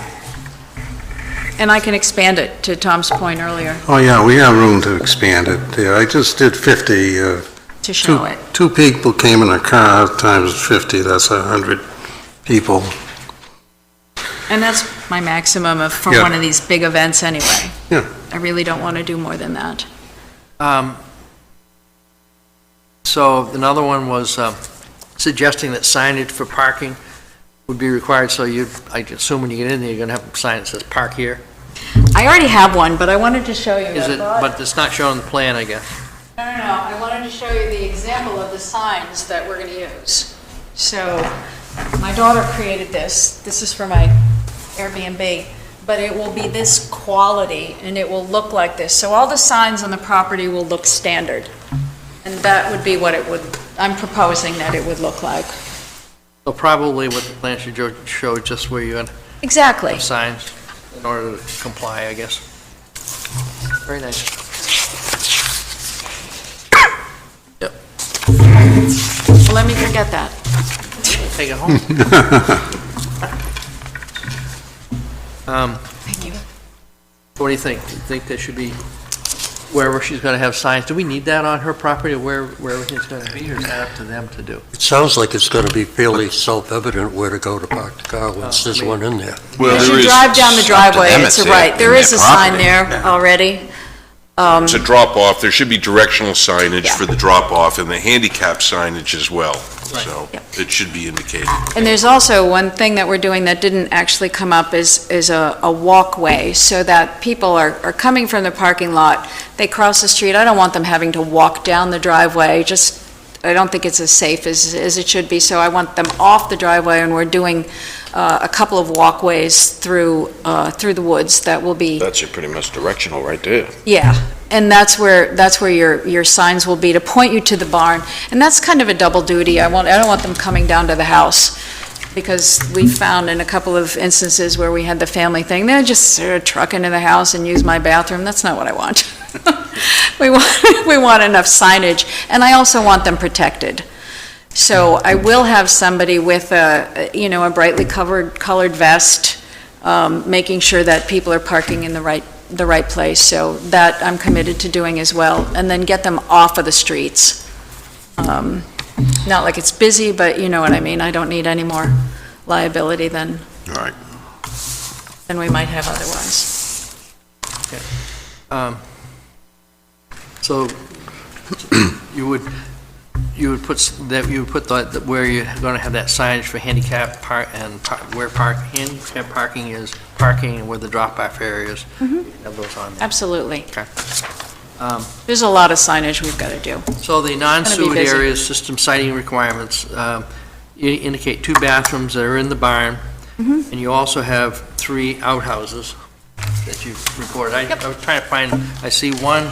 You won't see the other two. They're way up in the other pasture. So I'm either going to move the structures or just leave the one that's very close to the barn. There's one very close to the barn. So we could do this a number of ways. If I actually need to do porta potties, then we'll just bring in porta potties. Because the letter from Ms. Meyer said 2 bathrooms are inadequate, especially since maximum capacity has not been specified in the plans. Well, you have it over here, 100, right? Vent capacity is 100, and presumably you have 5 bathrooms. Was a concern Well, from about it, we should address that. On which one, on the lights? No? Did you say she should have 5 bathrooms? No, so she has 5 indicated, but 3 of them are outhouses. So I don't know if code-wise, if Could that's, at least acknowledge Oh, that's it. good All for right. you. So I grew Okay, up going in an back to the traffic I'm with you on that, but- analysis. Let's go back there. Bob Finuccio, 35 Davis Road, had concerns about speeding and noted there were no speed limit signs posted on the road and had concerns about the volume of traffic. And his house is 15 feet from the road. Yeah, Bob Ferruccio lives, he's the last house before, there are no more houses, and then there's a stretch of road, and then you get to my farm.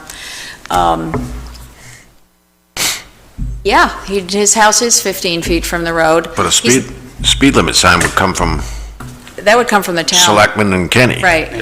That's not me, and that's a that's not town the road at applicant's that Is that what the board responsibility. wants to do, is have the town put a speed limit sign up there? I'll take it to the board.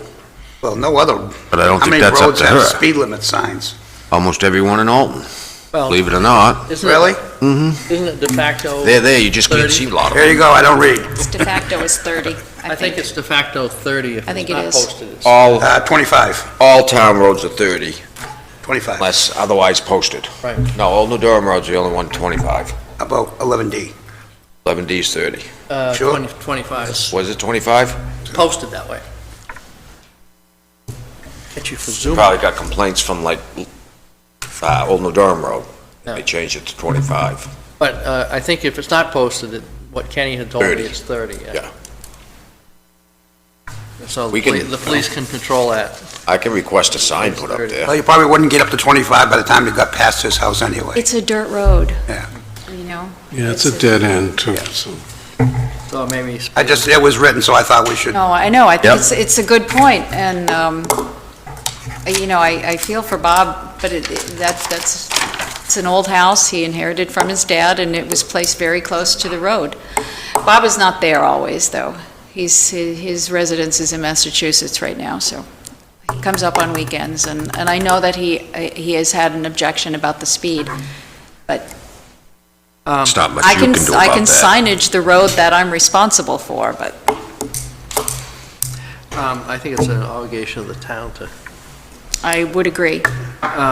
So we went over the sewage areas with the, if you're going to have, if you've got outhouses or porta potties, you know, where you're eventually got two fixed bathrooms and it sounds like 3 portable that you can do. Well, the other thing is, I have a pretty big capacity septic system. I live alone, completely alone. There's nothing else going into that, so that is able to handle, I think it's 1,050 gallons a day. At 11 gallons per person a day, even at 100, which would be my maximum capacity, that's 1,100, so I'm only 50 gallons over. If I get 2 people to go in the How many bedrooms is the house? 5. That's what you gotta go by for your system. It will- Because you could fill the house, even though you're there alone, you could fill the 5 bedrooms, which puts that system at its capacity for the day. Not without my agreement. I know, but Isn't there two systems? No, it goes, they use a common leach pit.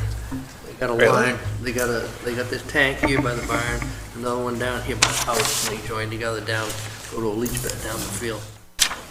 So I mean, if Tom says like, that's, field is large enough, I guess it is. he's the engineer. Yeah, I'm not worried about that. That's fine. Oh, It's is kind of do the intermittent numbers usage. work? I know you're not worried. Oh, no, Do the numbers work? it's a 5-bedroom house, right? With only one person living there for most of it. Yeah. Occasional use in the barn. Well, numbers go with, it's kind of like Oh, the but- parking thing there, you know. Worried about how long it lasts or if it's going to fail. So we're thinking about right now, and she doesn't use it very often, much sewerage. The barn is empty most of the time. So the septic is big anyway, so it's fine. So it can handle 100 people? Oh, yeah. Okay. So says the state. Well, it's a site, it's an approval, he's got the number here. Yeah. Well, So I guess what I'd like to see maybe is what that approval says. Is it suitable for 100 people? Well, explain. once we approve this for 100 people, you can open it every day I for know. 100 people. But I'm not going to. I know, but still, we're making approvals on, I understand. So I think that probably, what I would say is we have to look at that approval as to what it's rated for.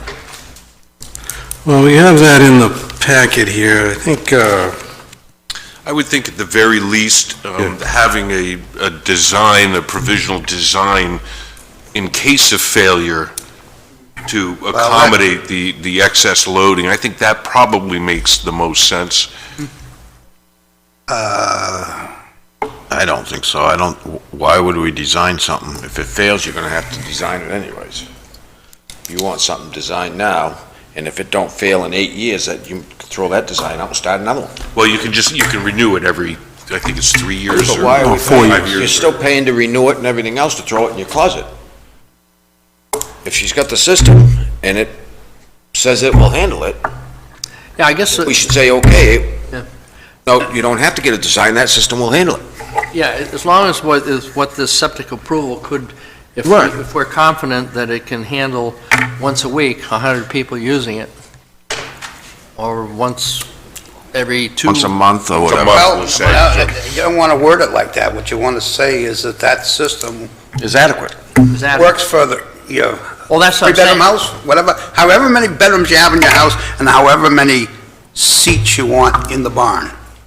So if you have 100 people and then 5 bedrooms, that's what that system has to be every day of the okay, year. on a practical manner, the system is big enough and will function fine with weddings or whatever. Right. As far as approvals, for every person in the banquet hall, it's 12 gallons per person, times 100, that's 1,200 gallons. That exceeds it a little bit. So she would need an updated septic design on file to have as a pocket plan. Right, and the advantage of that as well is, should there be a failure? Yeah, yeah, that's right. It's already approved, and you can put it right in. The other part is, excuse me, from a practical point of view, if you have a full 100 people at an event, Yeah. in all likelihood, you're going to have some extra facility in the form of The porta porta potties. potties Yep. or something of that nature. I don't know. You know, that's the practical side of things. Yeah. Having 100 people share 2 bathrooms. I grew up in a There's a family lot of bushes being used. of 10 kids with 1 bathroom. It really doesn't work that way. Gone are those days. Well, it gives all new meaning to, I got to talk to a man about a horse. All right, so what do we want to do on that? I think having a plan on file that is suited for this use. And one of the things you could say is, Tom just calculated that, it's going to be a little too small compared, you could do the calculations. Right. You want to just have them add on to the leach field, make it bigger now? Well, you have to do the septic tank and everything. It's not simple anymore. It's the leach pad and the septic tank, and who knows what else, so. But it's easy over there. There's plenty of land. Oh, yeah, I know. It's You- easy You to have do. plenty of space to Yeah. do it. I think for this, getting up and going, I think making them go through adding to the leach bed and the, increasing the tank size, I think that's Too much? too much. I think just at least having something on file ready to go. All right, all right. So, That's a- reasonable. So part of the approval would be an approved septic design. And frankly, I want that more than anybody else. I don't want that to fail, so So. I'd be a fool if I did. One of the things we could do as part of the approval says you get an approved septic design from the state to handle this kind of load when you have a big event. And you could obviously design it to plan for the future. If this becomes a real success, you're going to want to be able to handle that kind of loading weekly. And Right, it's the frequency.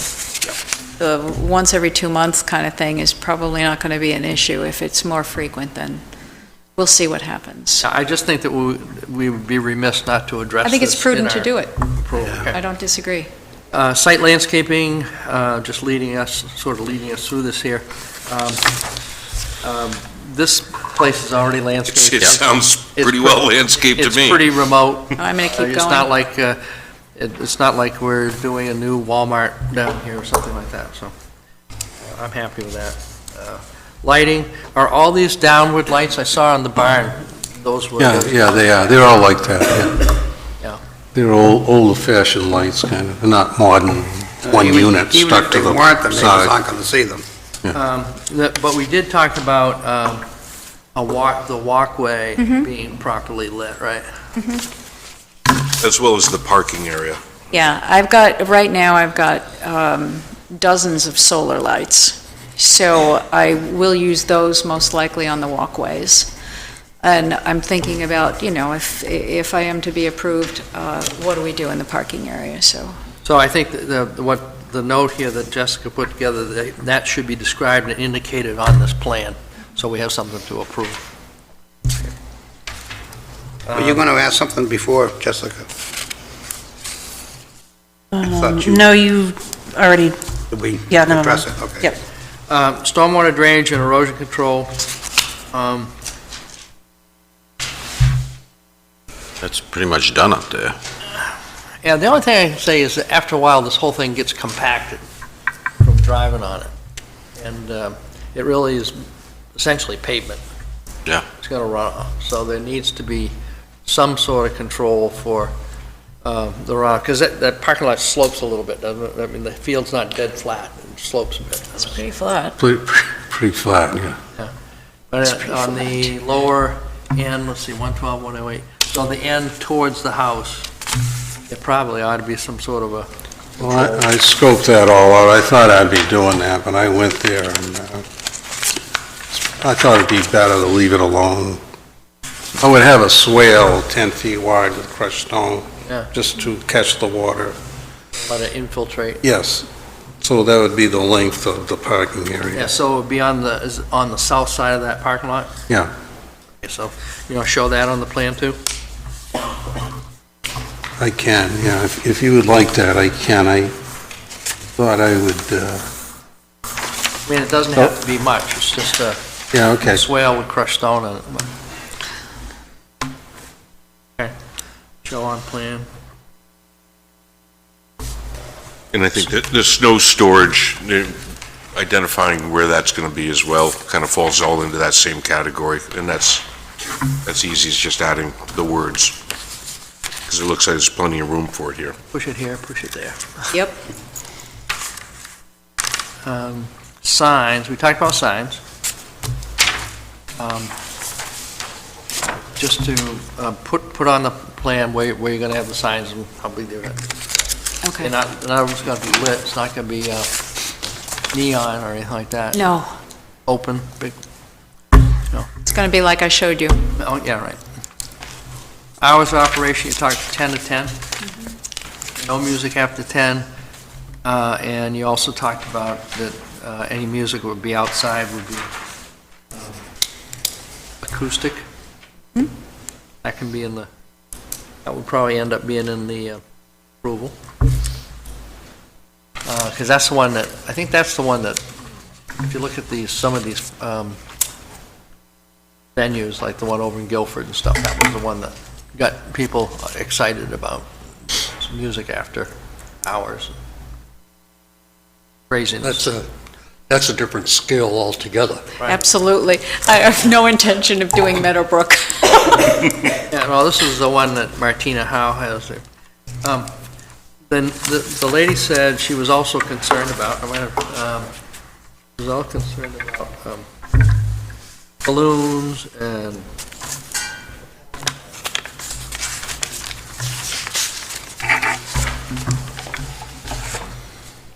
fireworks, which is not, they're not legal in town anyway.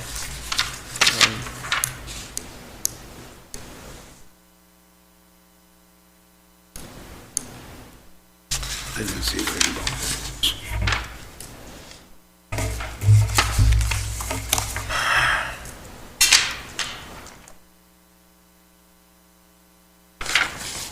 Balloons, lanterns, or other products at their events due to the potential fire hazard and trash falling on abutter properties.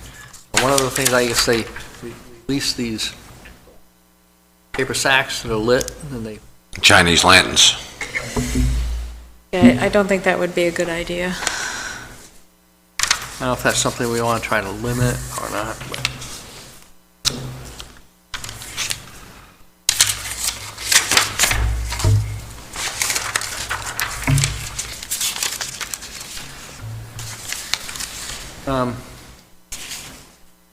Under utilities,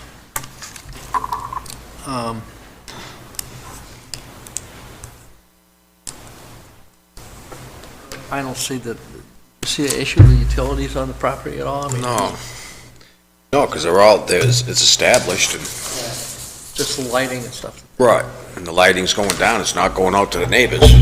Do you see anything, Jessica, that you were thinking of when you made that comment? about No, it utilities? just, there's a utility pole, just right in the, that's pretty much, Yeah, I don't think that's an issue. yeah, that's the only one I really saw. So I guess what I'd say is, it'd almost be, it's enough of these things, and there was some concerns from abutters. So, you know, had some written, maybe, I'd like to suggest maybe, unless it's something else, to continue this, get what we talked about tonight corrected on the plan, then I think we'd have a short meeting and approve it. Just to make it clean, you know, make sure we don't miss anything. That would be I fine. just, I got just a couple of things that I was kind of scribbling down as we were talking. Your executive summary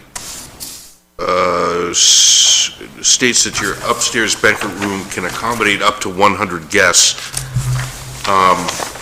Doesn't make reference to the 900 square feet that are downstairs. Are we saying that it's going to be a maximum occupancy of 100 people Throughout the whole barn, right. throughout the whole barn? Yep. So I just think that should probably be clarified as well in the executive summary. And the other thing was the catered only, and you again, in your summary, you mentioned food service will be provided by private caterer.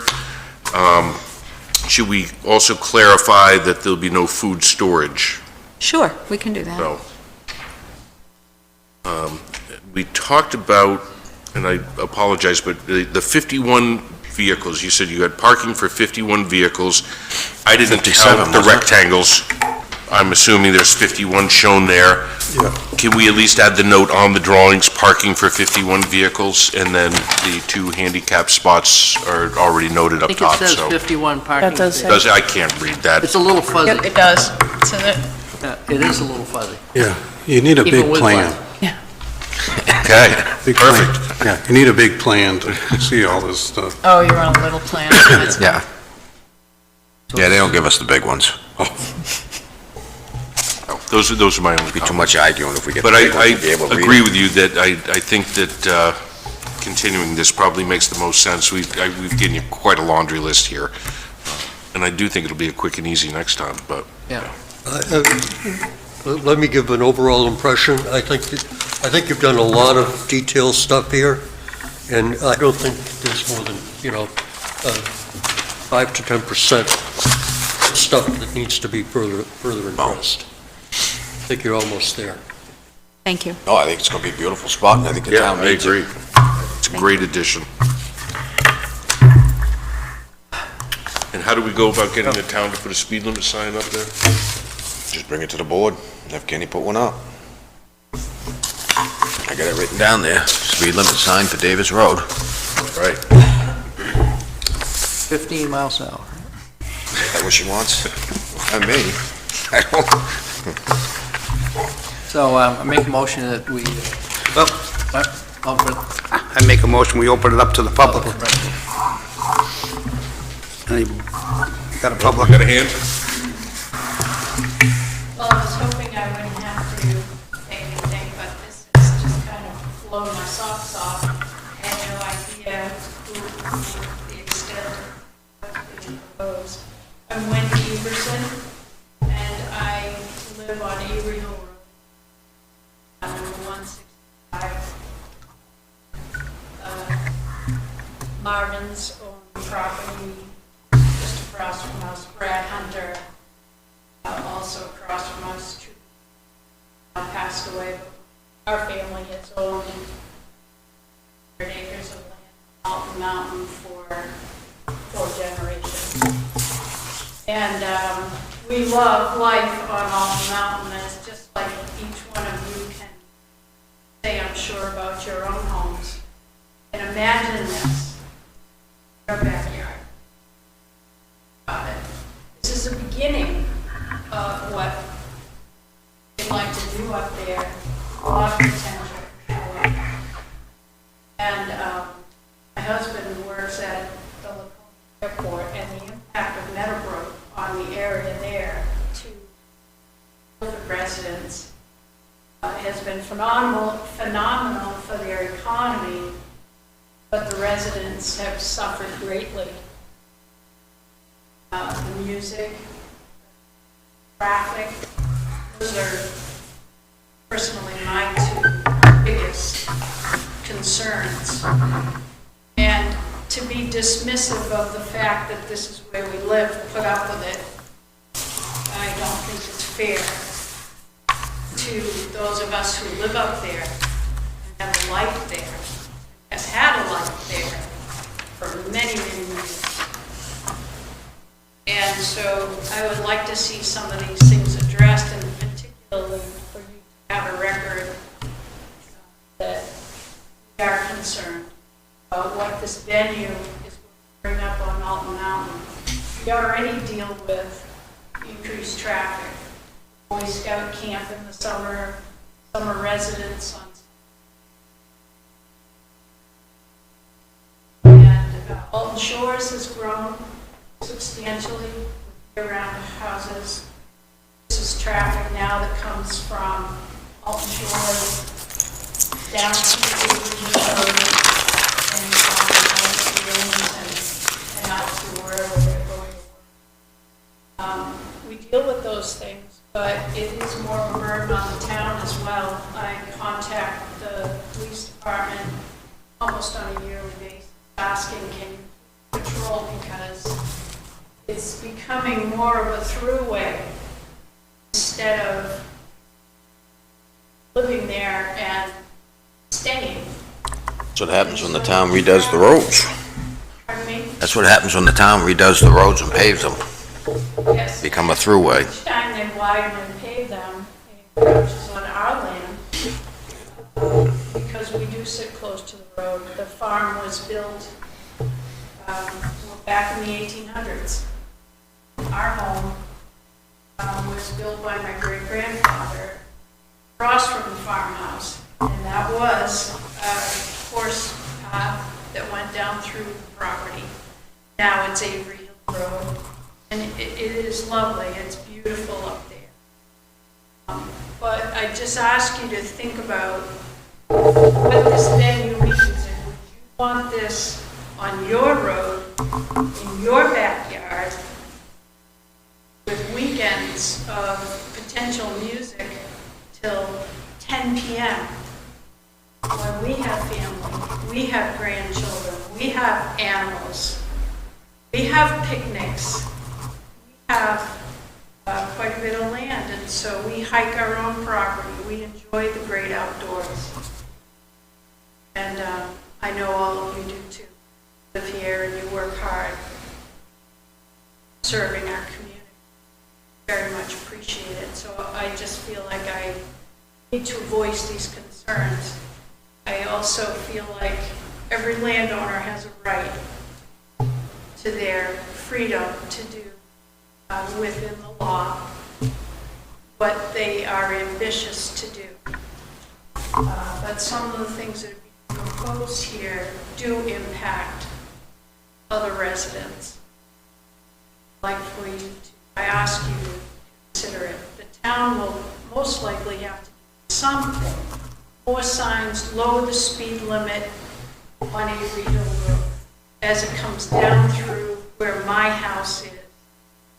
And right across the road, if you're familiar with Avery Hill Road, we sit right across from each other, our homes, and we are close to the road. And, I feel like Bob Ferruccio, that concern up there, his house has been there as long, if not longer than our farm houses. He sits on the road by no choice of his own. The road has been widened, and it used to be a dead end. Now, what's being asked is to have that road, Davis Road, trafficked pretty heavily. And if a business is successful, it's going to grow. So think about Meadowbrook. That started very small. Grown and grown and grown. And so there's two sides to every coin. And about that. You have an instance a few years ago where the music up there was very intrusive to our life. And these things have a way of growing and getting out of control when you're thinking about weddings, alcohol, and music venues. I want to ask you again, would you want that in your backyard, trying to have a family of your own? Many Saturdays of your life without the peace and quiet that you enjoy. I'd like for you to consider these things as well, please. Thank you, Wendy.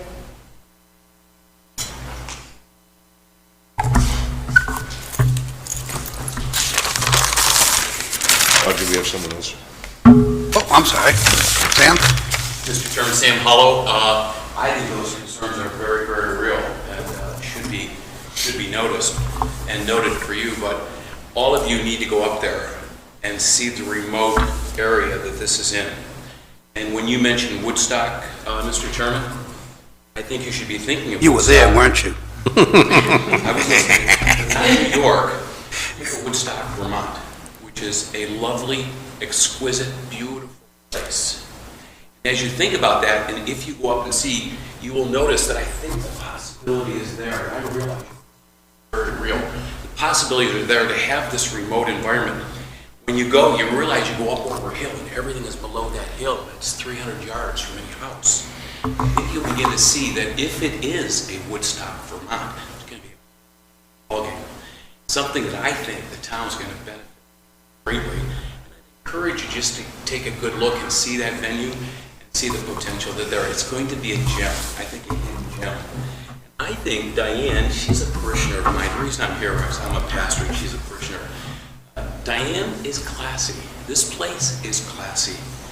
My wife and I have been quickly at the largest working plantation in the country in South Carolina this last weekend because of my work. We had a chance to go in and everything about it was so controlled. Getting up into the place and when it was there, everything was exquisite. You'll discover if you do see that that's exactly what it's going to be. And I think that they a lot of concerns, but I think they're very important. Thank you. Sam. Davis Road is a dirt road. How far is it from the paved? Gotta tell us who you are. Richie Lane. Thanks, Rich. How far is it from the paved part to your driveway? 3/4 of a mile, maybe? I'm just wondering if you're gonna impact the dirt road that much, that maybe it should be paved. Maybe that should be part of it, at least to her driveway. Part of Davis Road is maintained by the town, and the rest of it is taken care of by me. It's my responsibility to Your get up there. driveway. Pardon me? Your driveway, No, the road before my driveway. okay, maybe it can be paved without you maintain. Right, right. I think that was As being a discussed. taxpayer, but- I don't think we should have to fix that road after all these people trample on that road. I mean, you're gonna impact that road, that's fine, I don't care, but, you know, I don't think we should have to fix the road after we did. Their road. And I think maybe you should be responsible for paving part of it. Right.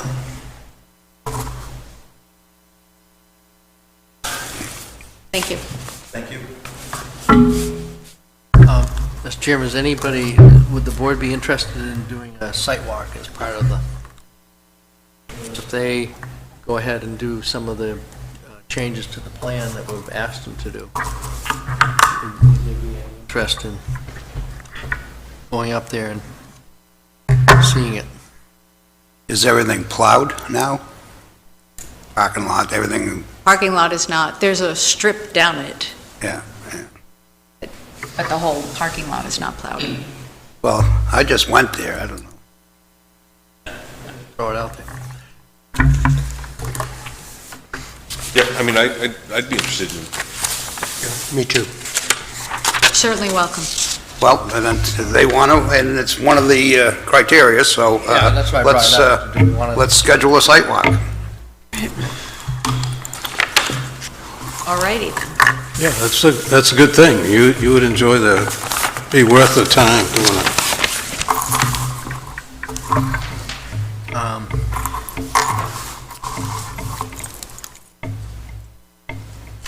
we'll try and get this scheduled now? Is that what you're Yes, suggesting? that's, Yes. yeah. Oh, boy. Especially because, I mean, if you go up there and you see something, and Tom could deal with it, so when they came back for the final, then they're not bringing it up then. Although you probably have a little time before you're ready to start up anyway, but, If we, to I don't have schedule a any- site walk, you have to advertise it, right? no, it's Yeah, it's advertised just, now. it's like a 24-hour, It's just a 24-hour notice, 24 yeah. So if we could do it as early as this Friday morning or something like that. Yeah. Or early Friday afternoon. I'm leaving early that day at 2:30. What's your availability, Drew?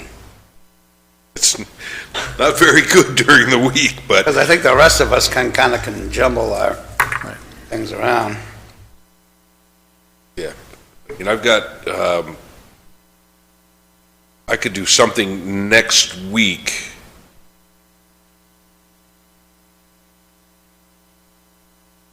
On Friday. I can do that. The 31st. 31st. What time? That's when you're leaving? No, I gotta- prefer one end of the day or the other, so, Do it in the morning or no? I've got an appointment at 12:45 in Rochester. So morning or afternoon, not the middle. so. What's good for you? I like afternoon better than morning. Yeah? Yeah. And the sun will be up and it'll warm up a little bit? That too. Okay, So I would say no earlier than 3 for me. okay. Oh, 3 p.m. 3 PM? on the 31st?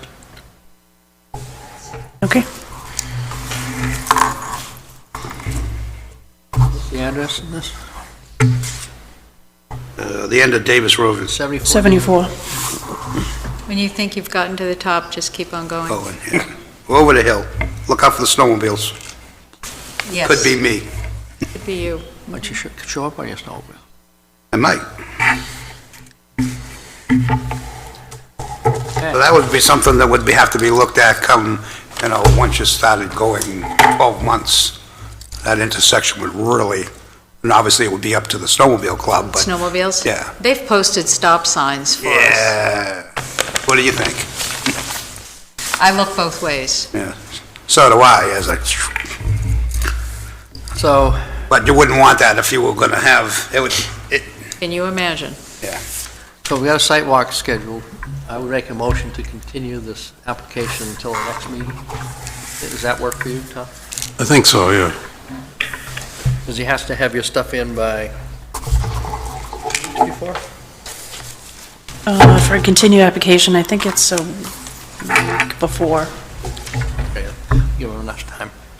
Tom, would you like me to provide you a list, or did you jot down everything you need? No, I got the list. Just tell me do you know the date? I have to have it in. Like the 10th? I can worry about that later. It's the 18th. Yeah, why don't you guys compare notes, so... Our meeting's Make the sure you 17th.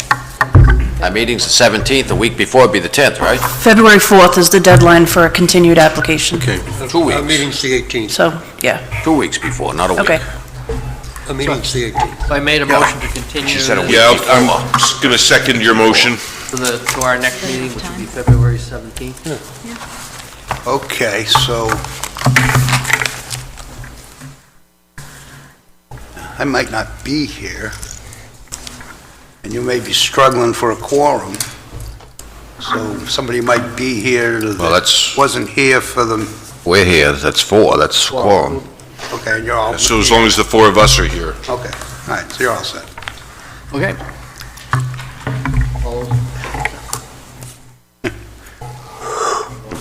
Put that continuance to a vote, and Yep, we open to the public, yeah. All right, did anybody make the motion? He we made a have motion, and a second. second. All in favor? Aye. Aye. See you next month. Thank you. See you on the Thank you. 31st. Yeah, 3 o'clock on the 31st? 3 o'clock, 31st. Thank you very much. All right. You.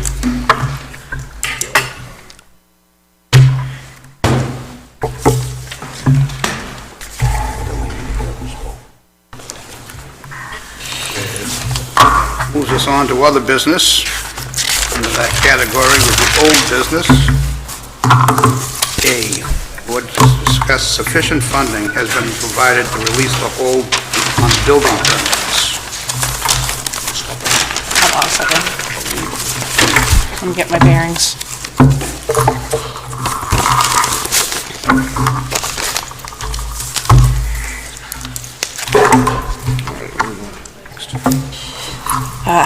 So this was on last month's agenda.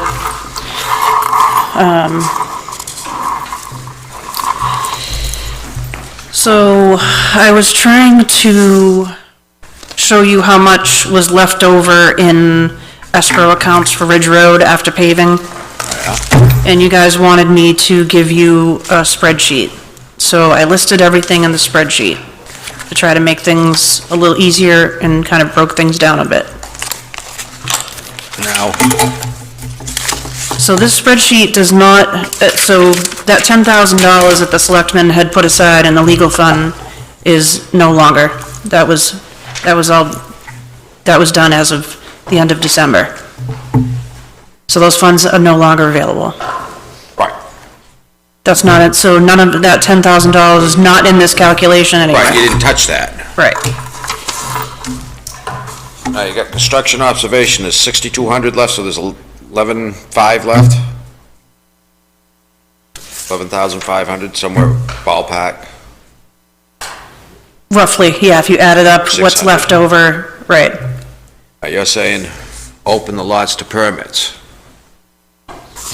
Right. You know what I mean? So there's a restriction on, there's a hold on building permits. Right, and there's still a hold on building permits, because the back lots, none of them lots can be built until they bring Evans Road up. Right, so I talked to Jim about this, to get his advice and what we should do, so that the rest of the lots on Ridge Road can be built on. And his suggestion was to keep the hold on Evans, but release it on Ridge Road.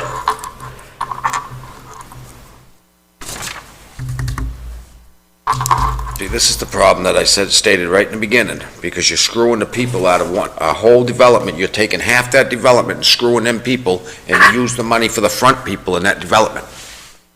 And now the people off of Evans Road have not enough money to fix the road to bring it up to the standards for the town to take, but you put the money into the other half of the development to bring that road up for the town to take, to open those lots, but not the other half of that development, because you split the subdivision.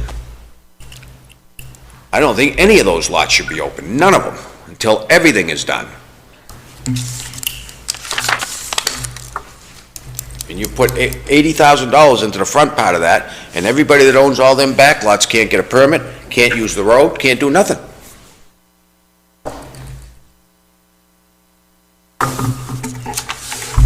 Let me see if I'm understanding correctly. You want to open it up for the ones on Ridge Road?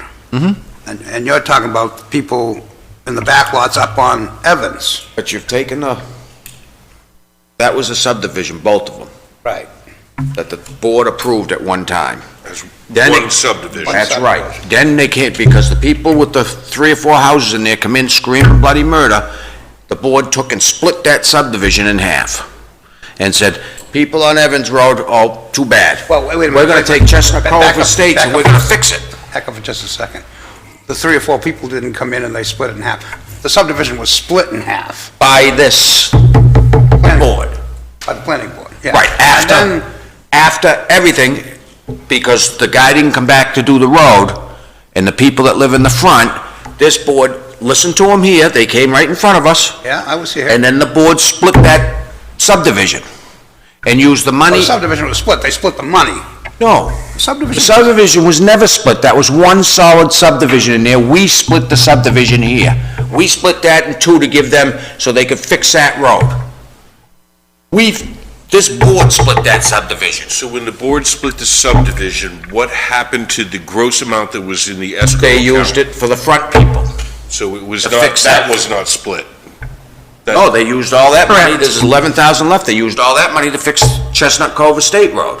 And the people that own the back lots still can't build, can't touch nothing, because that road's gotta be brought up to standards. Yeah, and right now, there's no people on that road, there's no houses on that road, No, because they can't. on Evans. We've already There are had, houses on Ridge, and we've already had people, on Evans. and we've already had the guy from Evans come in front of the board asking how he gets the road fixed so he can build.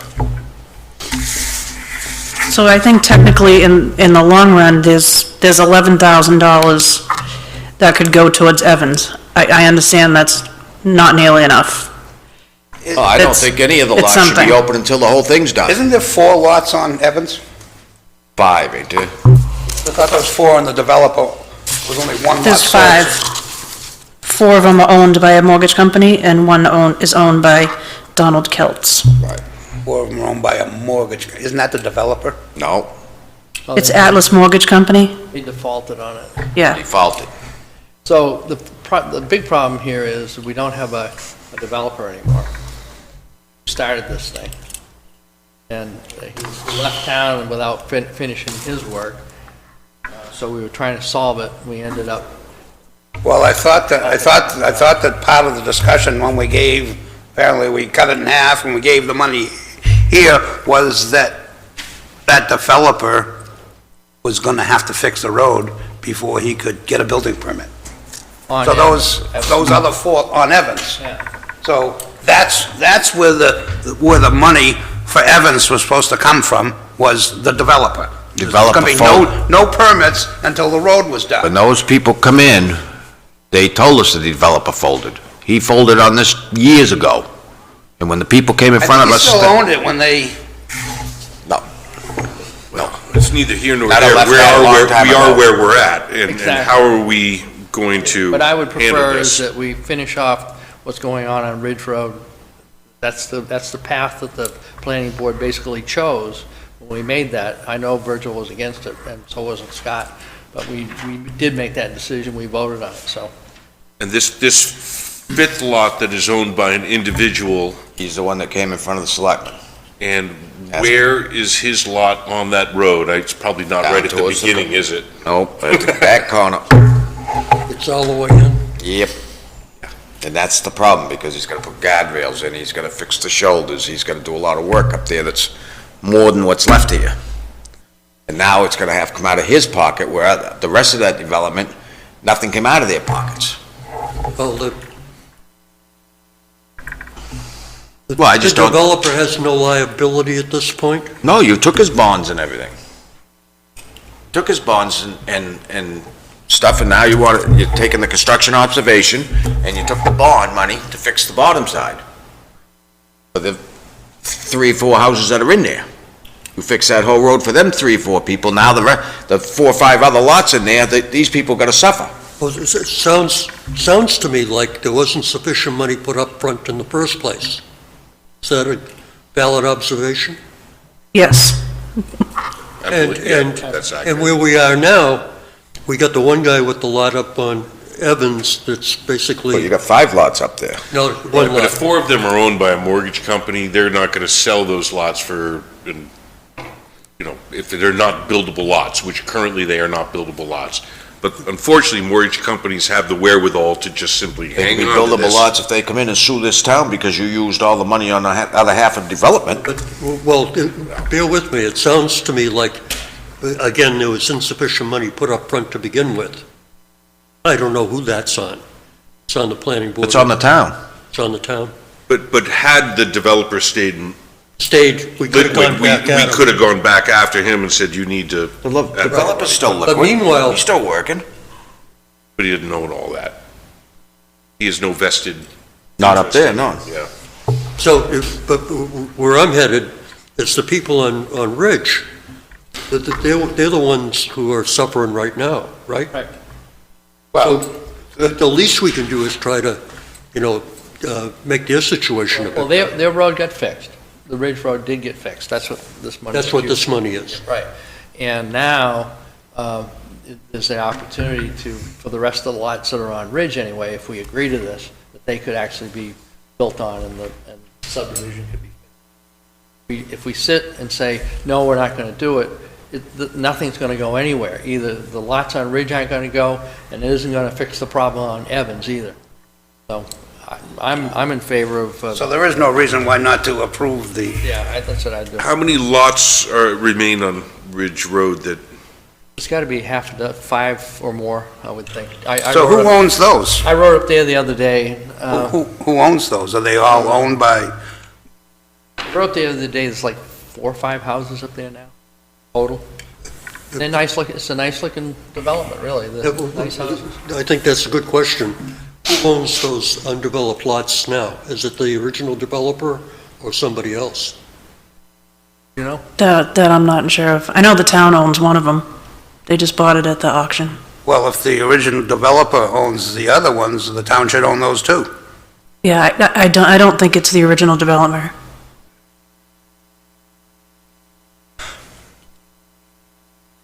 Yeah, certainly if it was the original developer. Well, so the town owns one of them. If they sold that lot, can that be relief for this guy on Evans?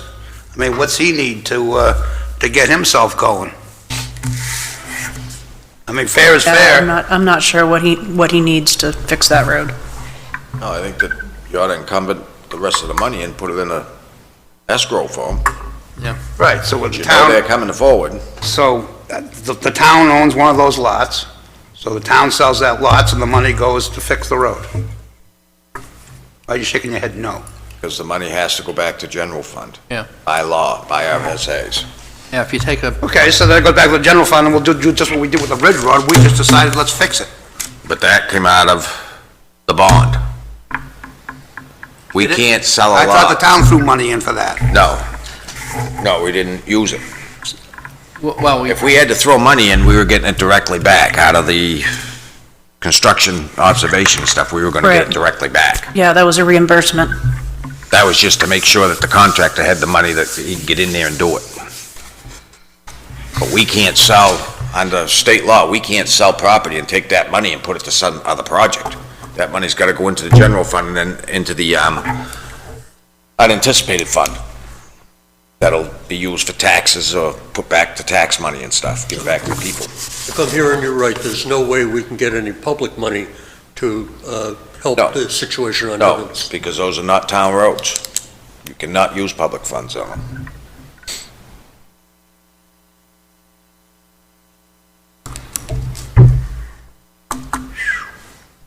It's quite a bind.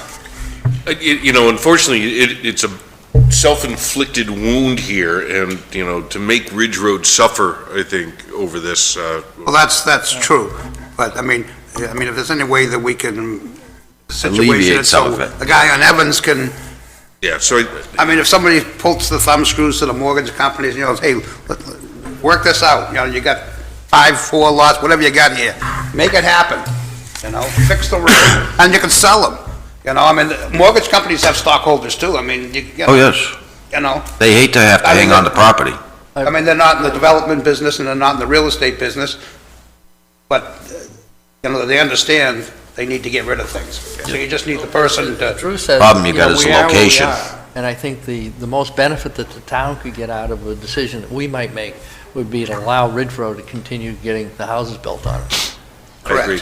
And I say that we, like you suggested, we take this remaining 11, 5, 6, and that goes into, Escrow for Evans. yes. I think that's the best that we could do here, I think you're right. given where we're at. So do we have to make an official motion for that, or? Well, I think first you would have to Well, I think it has to be approve motioned, right? this hold on the building permits I'd like to make a in order to motion go in. that we release the hold on building permits for Ridge Road, Chestnut Cove subdivision. I'll second that.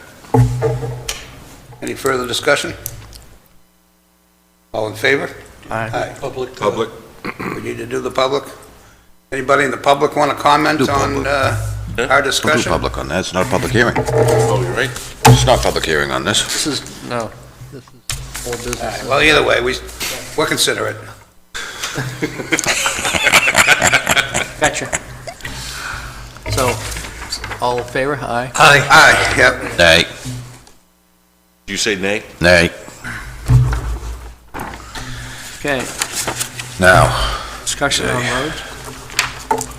About the, 5, 3, got a 8, new 2, 1B, right? 6, 2, Yep, so now that you've approved this 6. release Yeah, on the so- hold, please make sure you sign this on the way out, so I can And I make take a- care of that. I make a motion that we take the $11,625 that are left in the bond for Ridge Road escrow and the construction observation and put them together in a escrow fund for Hurd Road. Second that. Evans Road? Evans. Yeah, Evans Road. You Evans. said Erd. Evans, yeah. It's sort of like Herd. Well, Hurd's the dump road, so. The dump road. There's a motion, any second? Second. Any discussion? We don't need that, right? Nope. All in favor? Aye. Aye.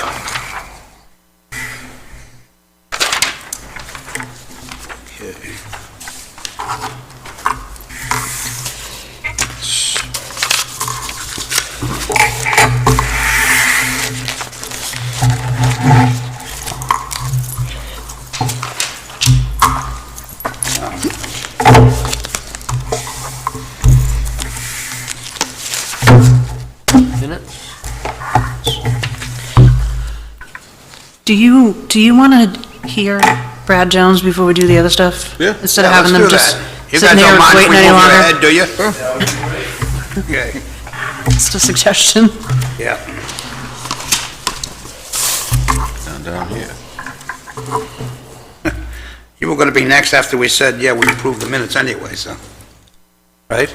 Right. Or is there other stuff that, No. Virgil had something on roads.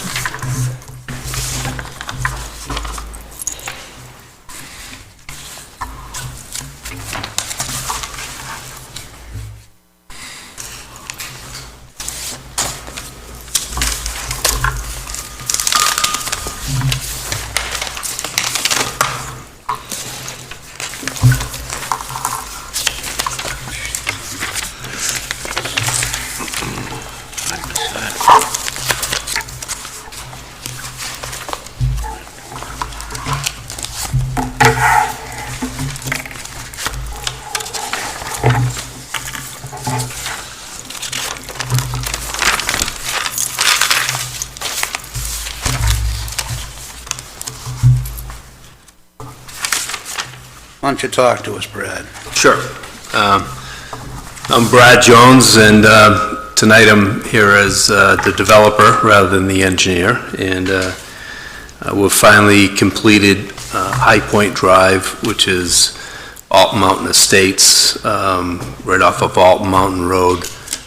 We've got all the final pavement, stop sign was installed, all the monumentation's done, and all the shoulders have been put in, and those are the remaining items left to complete the road. The road itself is a little over 2,100 feet in length, and it's got a cul-de-sac at the end, and it's 20 feet in width, and it's got 2-foot gravel shoulders, and we actually built the gravel shoulders a little wider, and the pavement's a little wider, so that it actually exceeds the limits. We constructed the road, that was back in 2007, and it was constructed between 2007 and 2008, and we had inspection from CMA and constructed the road. We added a couple of things. We added fabric under the roadway, and that helped us in some areas that needed some soil amendment. We had under drains that we put in, and when it came to the gravels, we ended up going to a pit that was a little further with a little bit of gravel to try to make sure we had good products, construction material for the road. So, and that work was done by Dirt Pro under our supervision as well. The subdivision itself was approved at 17 lots, and since then, one of the homeowners has purchased 2 lots, and they consolidated, so we're down to 16 lots is a total count on the property. Most of the lots are just a little over an acre. I guess it's 12 lots that are just over an acre with 150 feet of frontage. And then we've got larger lots, the one that we got consolidated, and there's a 32-acre lot, 6-acre lot, and a 22-acre lot that kind of surround the subdivision. Today we have 9 homes that have been constructed and finished, and people have occupied the homes.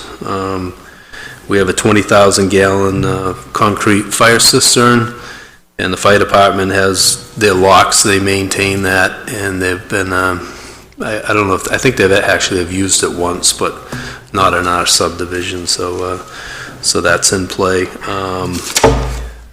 I did bring a plan. I can kind of show. I don't have a PowerPoint presentation tonight, so simple, but this is Alton Mountain Road in here. Back here. Over here is all the Morse property that's in conservation. Untouched over here. This is a 17 lot, and you can see the lots are in the core of the subdivision with larger lots in the back.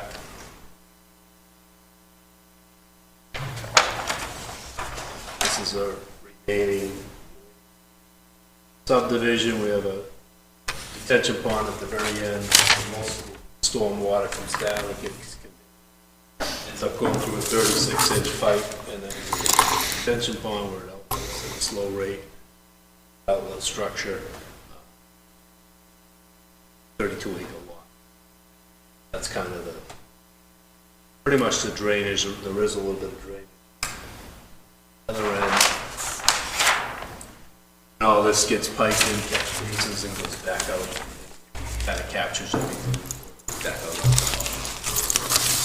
Had really no issues with drainage or anything like that. Everything's been working great.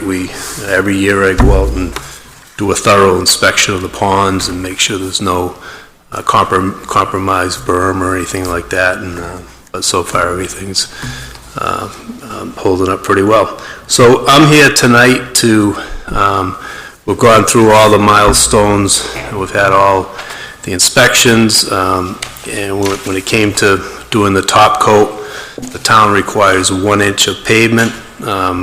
I ended up putting 1.25 inches. The reason I did that, we used a bigger mix. It's like a 1/2 inch mix instead of a 3/8. And it's better, that's probably what a town would use for a road.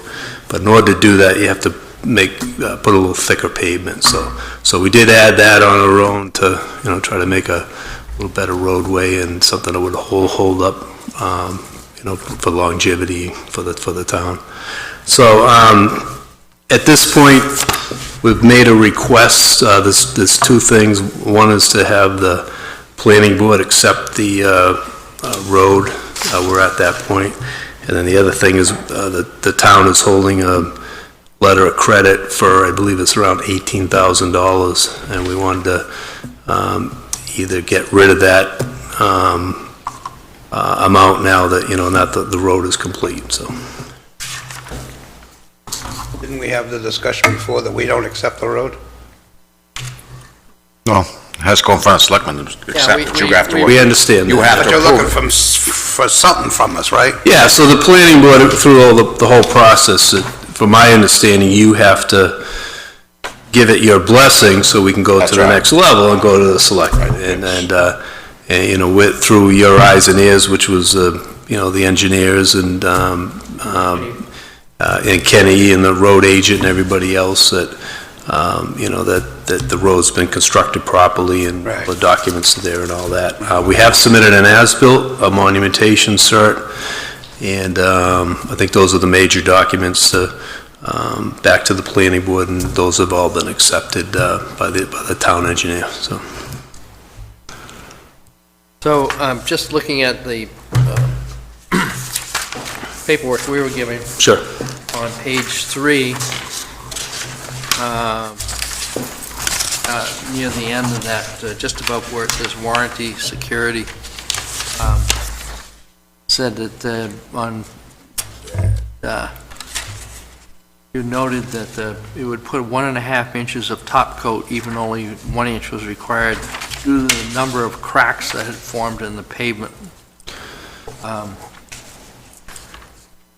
Then after that, Ken and Mike Vignali, I think they accepted all that. Yeah, so, I just wanted to have a little explanation sure.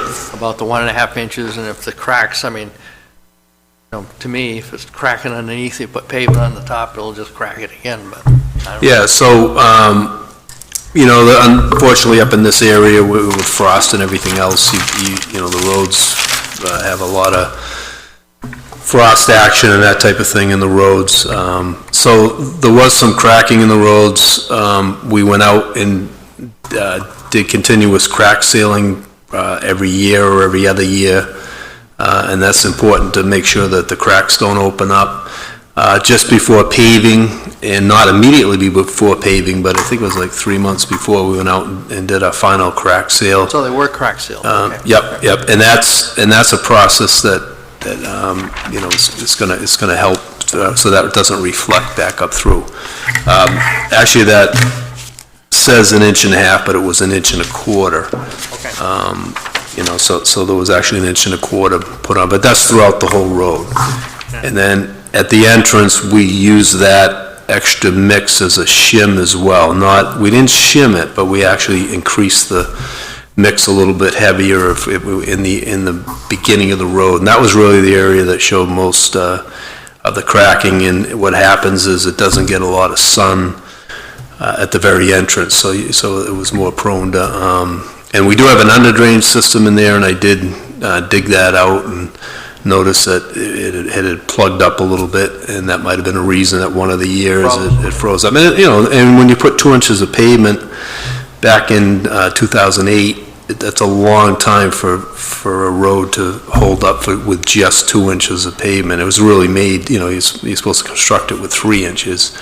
But, the way things are done, and then until everything's built out, it doesn't happen immediately. So I think it's a really good road now, and we've had enough eyes on it to look at it, and definitely did it right. People that we would rely on seem to think it's okay, so. That's correct, yep.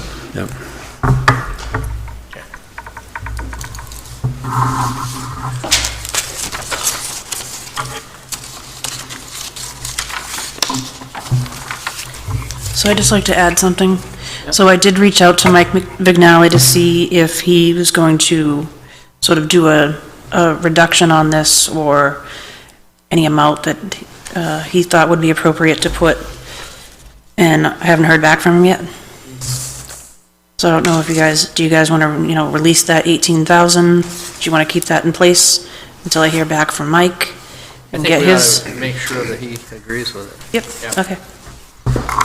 If we don't, if there's that question there, we Yep. shouldn't go with that. We can do that at a later date. But we can leave it as long as he agrees it can go. Right. We don't have to come back again. That would be Yep. great, yep. Yep, just wanted to confirm Okay. to see that would what be a good way you to do it, yeah. thought would be best. Okay, so first let's agree that it can go. Right. Make that motion. Make a motion that, what is it, is it ESCO Yes, see what's or left. warranty letter of credit? It's a road surety account, so it's cash. Okay, so Cash this bond. cash account, road security account, Yep, make a motion that it can be released with, once we get a message from Mike Manali in writing yes, that he has no more requirements of that money. okay. I'll second the motion. Any further discussion? Do we want to amend this that should Mike determine that a much lower value should be held, that we can release the balance? Just accept that. That way we don't have to see it again. Yeah, until the final, when Mike says, yeah, give him the rest of it. Okay, so you're amending your motion, Yes, Russ? You want to make that amendment? Yeah, so I'd like to make that amendment. Yeah, all or any? I would accept him making that amendment.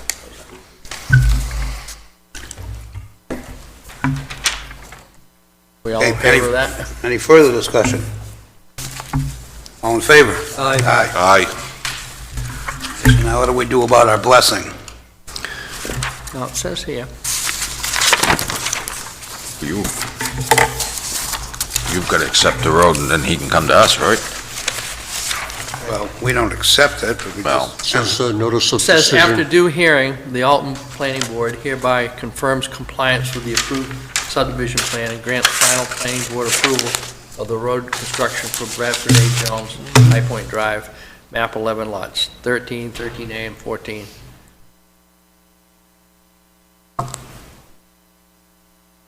All right, so I Don't guess, have any conditions. well, I guess conditions precedent is there's some questions there. That just has to do with the security.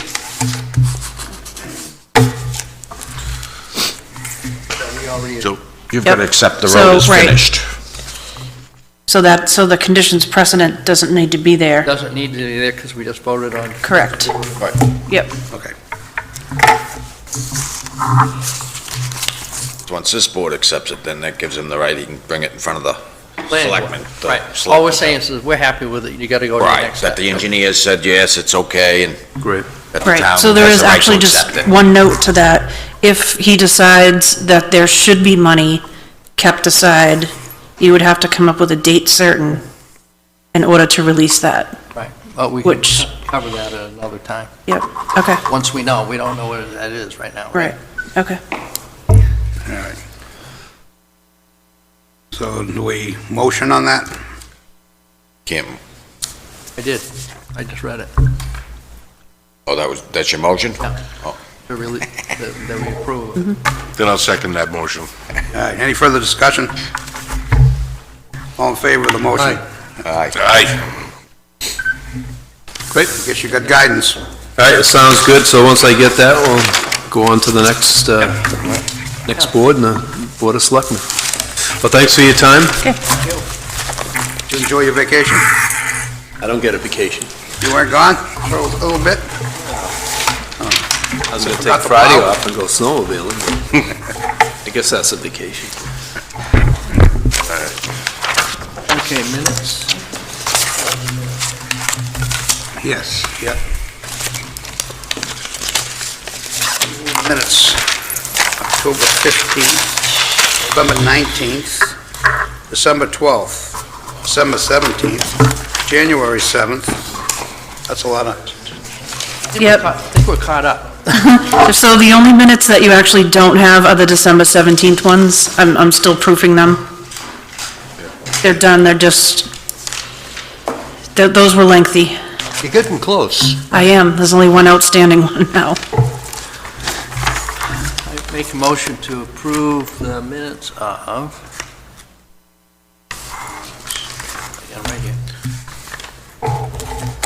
January, wait a minute, I don't have to do that, because I wasn't here at all those. Somebody else is gonna have to do this. So that was another question I had on the special meeting Yeah. minutes. Yeah, I can't do it. We don't have Tom here, so then if Yeah.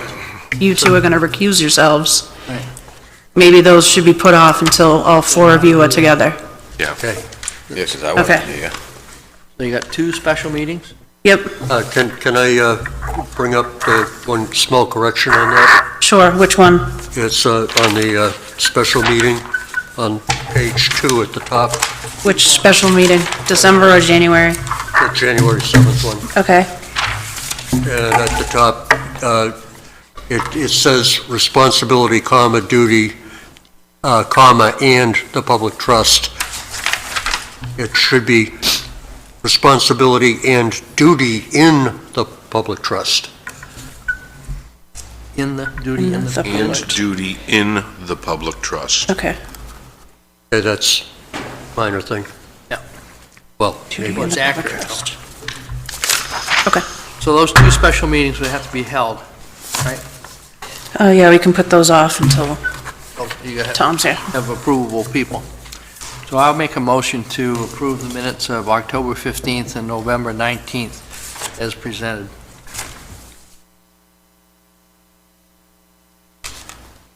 I'll second. I think I was at both of those. Yes, you, so we're approving 2 and we're holding on 2. Correct.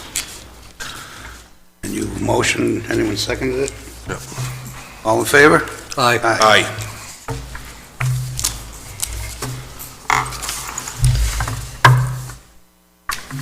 Correspondence for the board's review.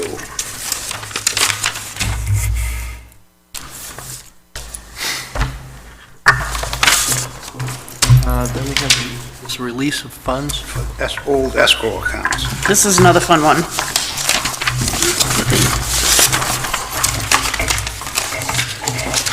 right, find that. Go back to 2006, some of these. Some of them are extremely old. So these are either cases that never took place. Like there's some of these stormwater reviews that are done incomplete, and money's just kind of hanging out. It looks like a lot of these just didn't get refunded once those particular items were looked at. Sort of like the leftovers from all these things? Yeah, so I was just trying to clear up the report, and that was a request from Jean Stone, she's our treasurer, to go through all of the planning board accounts and kind of, take care of them, close them out if they need to, clarify what they're for. Can't find that. So if I'm, Cool, I'm getting $42. A whole whopping 42, yep. You so gotta Roger recuse gets yourself 42 from bucks, that I one. Right. get 42. So that's the way it would work Legal scan. if we say we approve closing these out, then the town finance person just writes Yep. checks to Right. all these And people. then some of these are kind of old. So for instance, the second one on the list, it's for the Bears, the Hannaford properties. Yeah. There was a letter sent out in 2016, just trying to confirm some contact information to send a check back to, and evidently, according to that letter, no one responded back to that. So there are some things I would like to try to maybe contact some people beforehand. Ain't that old? Right, but it's done. The drainage review, I mean, that's done back in 2017. So what's the question on that? You can't send them a check? So, no, so on some of these are old. So one, I want to make sure that when I look in Vision and try to get the latest address, that, you know, they're still there, so I'm not just sending a check back to, Doesn't Beer still own the property from Hannaford and pay Yeah. taxes? Yes. And there's got to be contact information. He's over, that he's road. over Maine, yeah. Because his address starts with Yeah. But he just didn't respond, is what you're saying. Right. It's not like the letter got returned undeliverable. Right. It was, yep, $25, I'm sure he ain't too nervous. No. that's probably why he didn't get back to me. He Is went this, to gas, go is this get it. anything that we need to actually act on, or you just? So I just a think, report of what you yeah, did? I think you need to, I think that what would be best is to make a motion to release these funds back.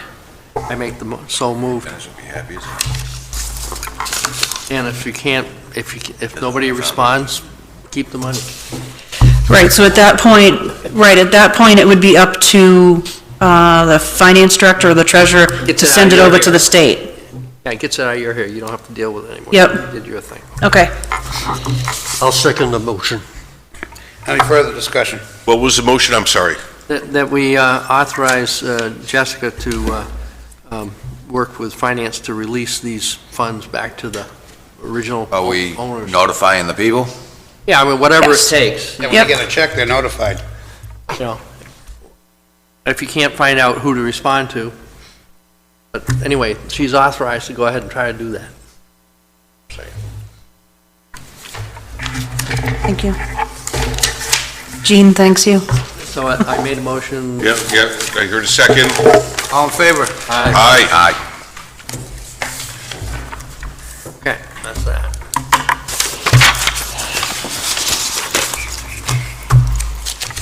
All right, town engineer contracts are up in We're on March. 4C. Yeah. Town engineer contracts are up in March. Further action. So, yeah, I'm just letting you know, they're up in March. Didn't know if you guys had any suggestions, you want to keep the 2 engineers? Should I start a RFP process? I'm just trying to get some Yeah, feedback for you before, you know, the contracts end. Well, I think we should do an RFP. I mean, certainly re-invite the 2 that we have right now, but they need to update all their unit pricing and anything else that they have for their 2020 year, so. How long was the previous contract? A year, so it was a year, and then it was another year, but you have the capability of extending it longer than a year. When's the last time the RFP went out? Last time we got these 2 engineers was Okay. just recently. Yeah, so it was a couple of years So ago. was it open? What I would be in favor of would be that we ask them to keep the engineer, don't advertise it yet, just say, what are your rates going to be? And we can consider whether we think that's reasonable or not. And then extend it, rather than going through the effort, because we just did this. Right, and they're both interested in staying on, just so you know. I tried to get some feedback from them beforehand. So how many times can we extend the contract? There's no, it doesn't specify. Doesn't specify. I would be in, Yeah, my only concern is that in all fairness, is to open it up to anybody else that may be interested in. but we've only had them for a year, that's the whole point, you know, it's not very long. And we had, I don't think we've been Well, dissatisfied with them. Was it Only opened for a up year, to- but it's the second year though, isn't it? Right, it's the second We year. had them for 2 years, but we've just had these 2 for, Have we had them really for 2 years? I Yep. think we just got them. it always seems that way, but yeah. Right. But I mean, I don't think we've had any problems with them other than, and I don't think it was really a problem, the storage units. It's- Correct, and it wasn't on the engineer's part. And, you know, the more I thought about it is, you know, if we keep switching from engineer to engineer, I mean, that definitely puts a burden on projects that are already in place. If the engineer says, no, I don't want to work on that anymore because I'm not a town engineer, and then that just leaves no engineer, and now a new one has to come in, take that file. Can you imagine some of the files having to go through? And now that applicant is paying for another engineer to review everything all over again. That's just my opinion. I mean, Right, but it's up to We'll be in you. that situation every single year. Right. No? So that's, I'm not sure how valid that argument is. That's so did I just understand we've had these guys for 2 years now? Sounds like 2. I'd like to extend them for 1 more year, provided that they don't have exorbitant rates or something. All right, so have them provide their new rates for the year and And then we we'll can do review a it from there. competition. Well, I You know, and think, I'm almost thinking that you should say that their contracts for 3 years, they're 3-year contracts rather than Yeah. one and extending it. And 3 years with our option to terminate at any time. Well, we changed it to the one because we were having so much trouble with them, if you remember Right. back. We were having trouble with all the different engineers and stuff. So we changed it to the 1-year contract. But if you did it for 3 with an option, our option to terminate for convenience. Well, all town contracts are, the town can terminate at any time. Yeah. Yeah, and I think that's So, in I mean, that I think we contract. had that flexibility to get rid of a bad apple if we wanted to, so. so can we put something in there that says that we will go up a bid next year? That might be fair. Let them- Well, give we them can a just make heads that up decision next year. No, I mean, in 2021. for 2020, You mean a footnote? a footnote or something to that effect, yeah. Well, to bid every 3 years. 'Cause otherwise, I mean, that's a lot of effort on our part, too. We spend a lot of time, staff time, competing these things. In vetting them, yeah. Yeah, so you gotta think about that. Okay, I will ask them to provide new rates, and hopefully I can bring that back next month. Right, and inform You them should that we pose would. that as, I assume you're keeping all of your rates from last year, right? Right. Okay. We would be very pleased if you. Correspondence for the board's information. What about, under new business, didn't Virgil weren't you? Well, I'm gonna- thinking he's going to come Waiting right up patiently. here. So one of these sentences. Do you want to go first? You can do roads, and then I'll do bills after. No, go ahead. Ladies first. Okay. You can do your letters. Okay. So legislation, tell us what we got. Legislation. I only have 2 bills here. You said there were 3? Well, then One's a letter. One is in the letter. Oh, okay. Yep. Gotcha. Yeah. So the letter, I think most of you received this prior. So this is the same letter, Bob, that we had discussed with previously. I just figured I'd give everybody a current copy. So these are some people from Northampton and Hampton, different boards that I guess sent out letters, I'm assuming, to very many people. So they have explained that the state now wants to create a housing appeals board. So this is going to deter or enable people from coming back and appealing their own application to the town. So the state wants an entity to go and do appeals instead of having it at the town level. So this letter is just explaining on how bad of an idea that is, and it takes, it takes that town Oh, yeah. Takes more authority. responsibility away us from it. On what goes on in our town, it takes that authority away from us. Well, not only does it take it away from it, but you know what happens when you give it to a liberal state, which will be becoming. Yep. So this letter just explains on how bad it is. It's taking and- more power away from us. Yep. Well, where I come at it is what's the nature of the town? And the nature of the town is that we are a self-sufficient community. And if you start taking some of that away and give it over to the state, then very easily we can lose our identity.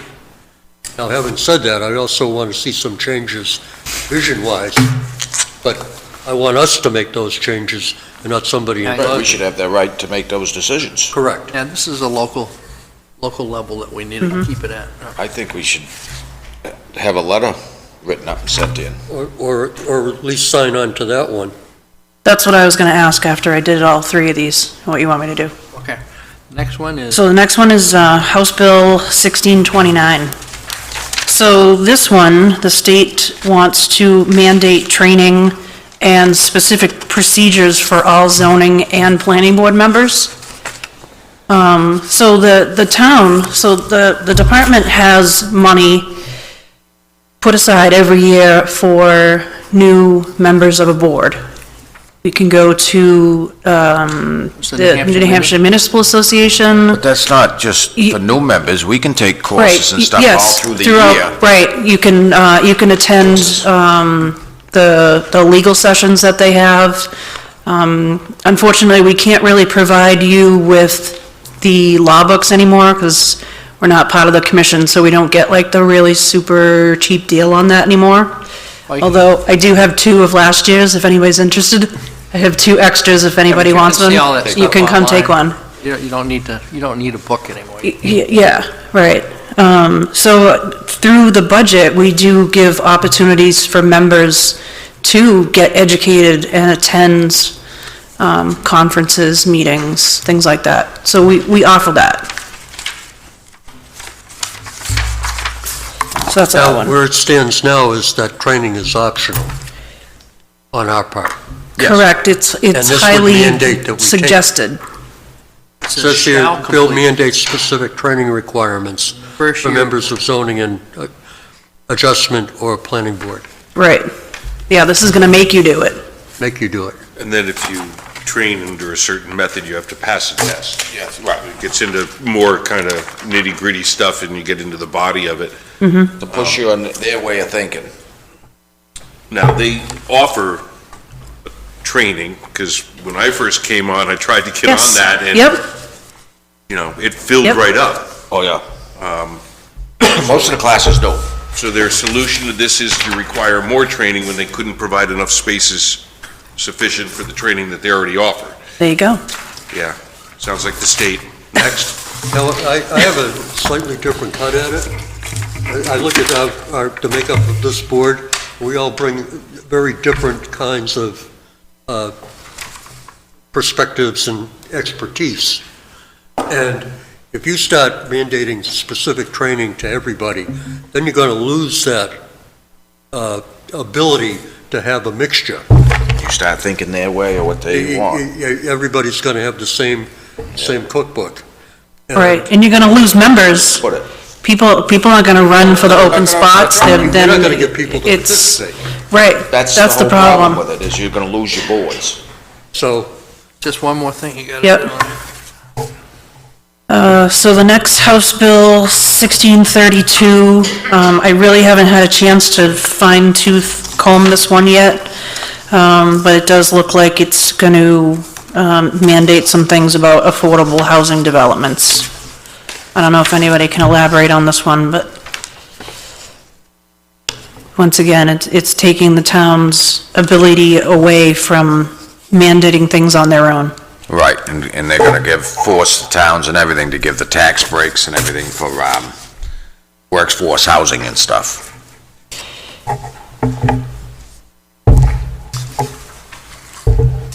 Which is something that we've already addressed.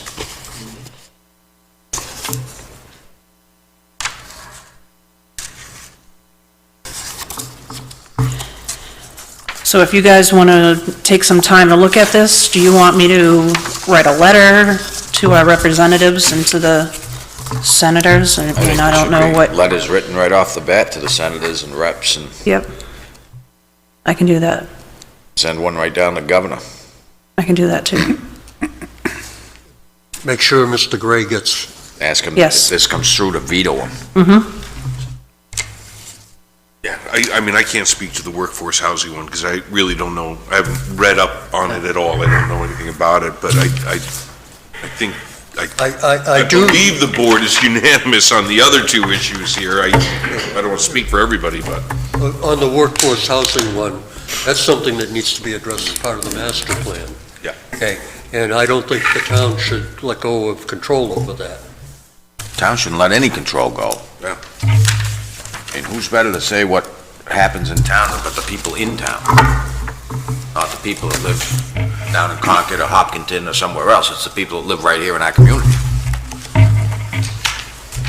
Well, basically, we addressed workforce housing, and said where it would go. Want to do it? Put it here, Right. addressed. Okay, so as to get this letter out ASAP, do you want me to write it and then email it to you guys, and you can take a look at it and make comments? And That way I I'll can print you a hard copy. Yeah, if you do it that way, then we can just copy back to you. Yep, and then that way I can get this out sooner than later. And we'll do it as a red line strikeout. Sounds good. We got one more. Virgil's turn. Yeah. Let them speak so we don't keep holding them up all night. It's up to you. This one here is from the road less traveled. It's got a lot of information on private roads in it. The hard road, you mean? Hard road traveled, yeah. Bernie, what's his name?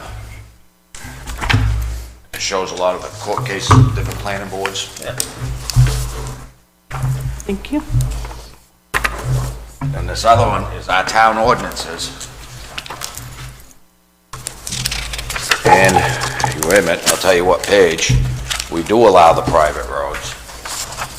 That, you have to have them signed on a plaque. I had them all printed off, so you could look at them, because you're gonna get more people coming in.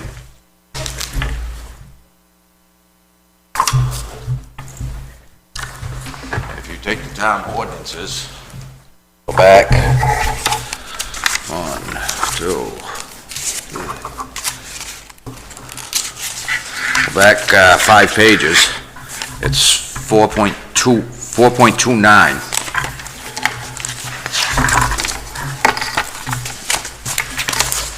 In order that these policies and regulations shall be constructed to limit the ability of the planning board to allow constructions of a road which does not meet the minimum road standards for small-scale subdivisions according with planning board regulations. However, it must be expressly understood that such roads shall not be eligible to become town roads, town-owned roads, or town-maintained until such time as the road does meet the minimum standards, which are in effect at the time the highway is laid out. The selectmen strongly recommend that the planning board have this condition noted and stamped on approval. So what's the definition of a small-scale? 1, 2 lots? Yeah, a minor subdivision is 1 to 3 lots. Doesn't say minor subdivision, Right. it says small-scale. And I don't see anything in the subdivision regulations that refer to a small-scale subdivision. So I've done some research on this. Yeah. To try to look back and see, because I don't see this wording anywhere reflected in subdivision regulations. Back to, the only ones I had available were back to 1991. Although this, These are your town ordinances for roads and everything.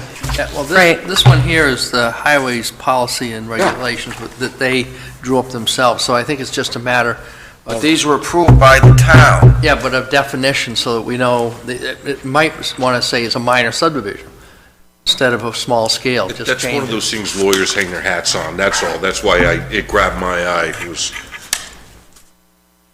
not that I'm a lawyer. I mean, it might be Don't the same thing, it misunderstand. might essentially mean the same thing, but I think if, it would be helpful if the highway department's regulations use the same terminology as the planning boards.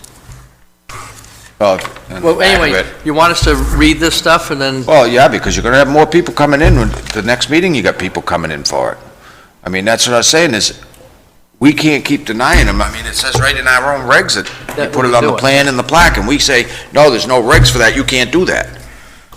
But we do have them. If you look on the back of, February 10th, 2004, operating procedures for Class 5 private roads, Class 6, and building permit requests. This procedure covers requests for building permits on existing Class 5 and private roads, Class 6. Class 6 and private roads, and would not apply to roads upgraded to town standards under the subdivision.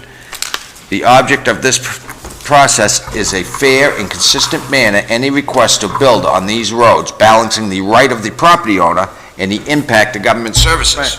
Because if you read through these, we have it that you could build on a cow path and sign a paper down here that says you don't want any of this, or you don't want fire department, you don't want ambulance.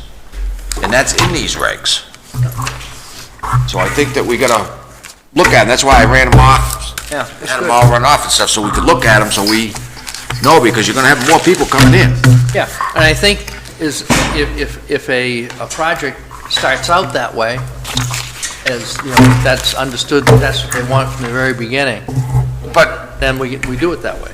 yeah, well, it's like when the Browns came in. Yeah, I was And that thinking of farm that. was built for the 10 kids. That's what it was bought for.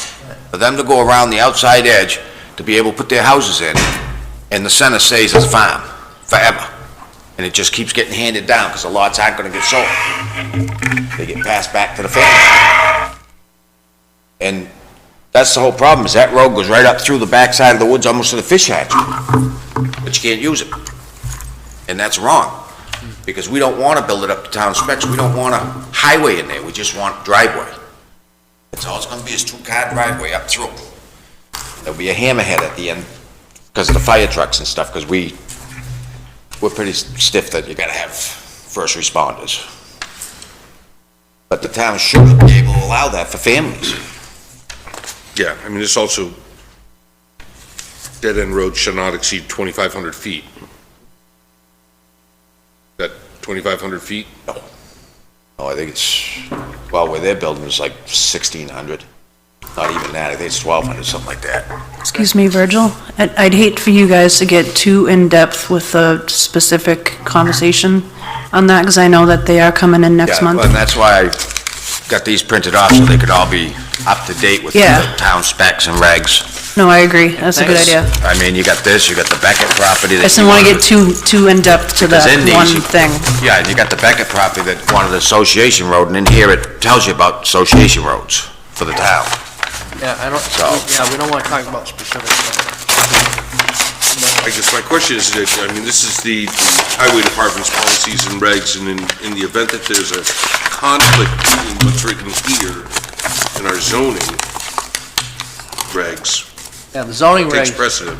yeah, the zoning regs would take precedent over highway, and that's what I'm saying, is that maybe the highway stuff needs to be modified to be consistent with.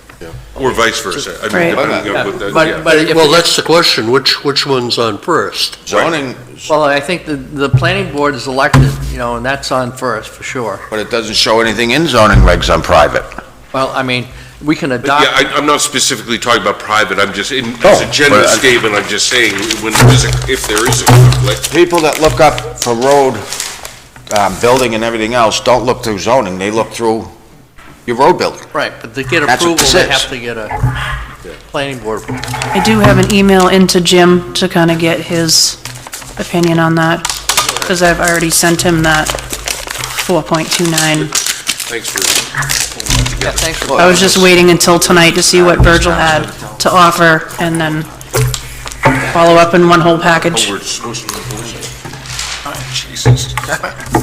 Shall we move on to any public input? Public input.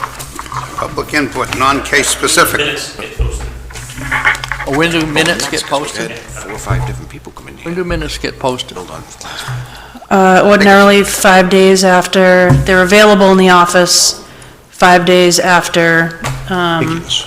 business days after the meeting, so. 5 days after they're One approved. house for the owner, lot at the end that is. After being, Yeah, not No, drafted.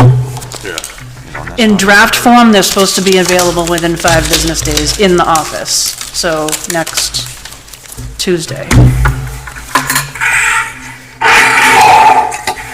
You want to add something? Yeah, Richie Lane. I install septic systems and dirt work, some guys know. We have a little bit of an issue here where septic sand, it's approved Presby septic systems are a travel. To get it, you gotta go to Ossipee. There was an entity that was supplying it to us, very reasonably priced. I don't know how much influence you have on this, I don't care, I'm not looking to get into the politics on this whole thing, but as fathers of the town, you guys have a responsibility to the taxpayers in this town, make sure this stuff is available affordably.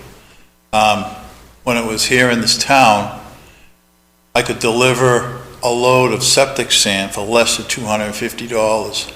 I just did a job on Trask Road, the end of December, and we delivered septic sand.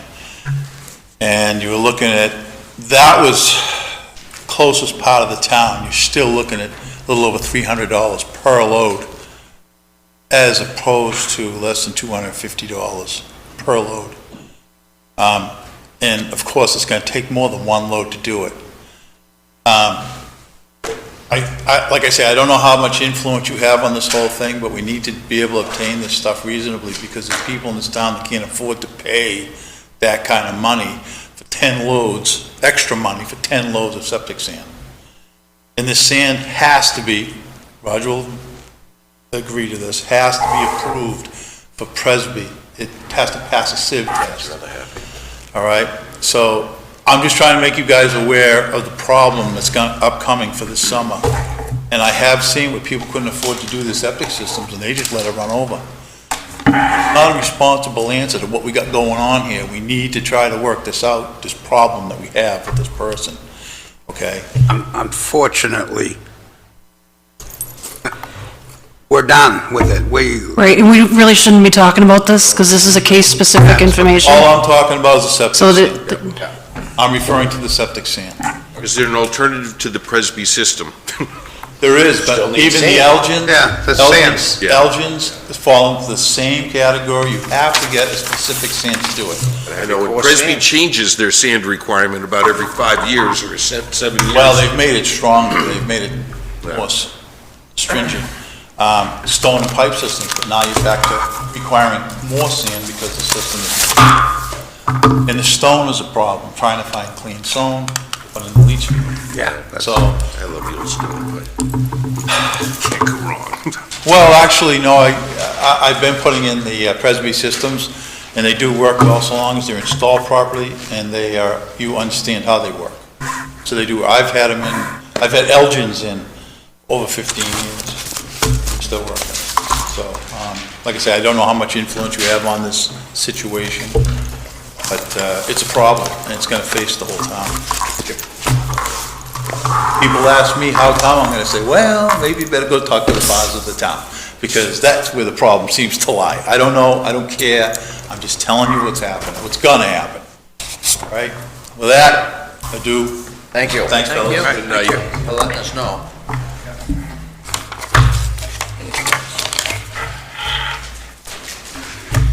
I don't have any comments on that. You think you're out, and they pull you back in. Is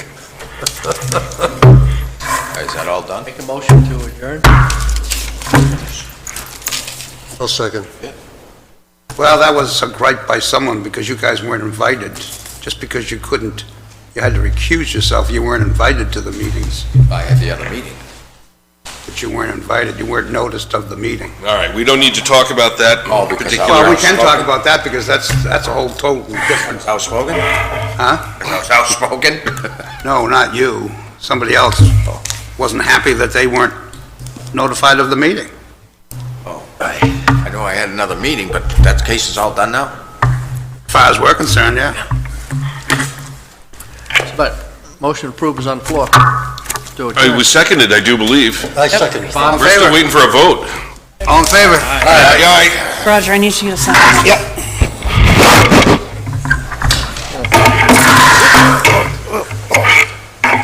So you'll be up skiing to the ski? I said to go tomorrow.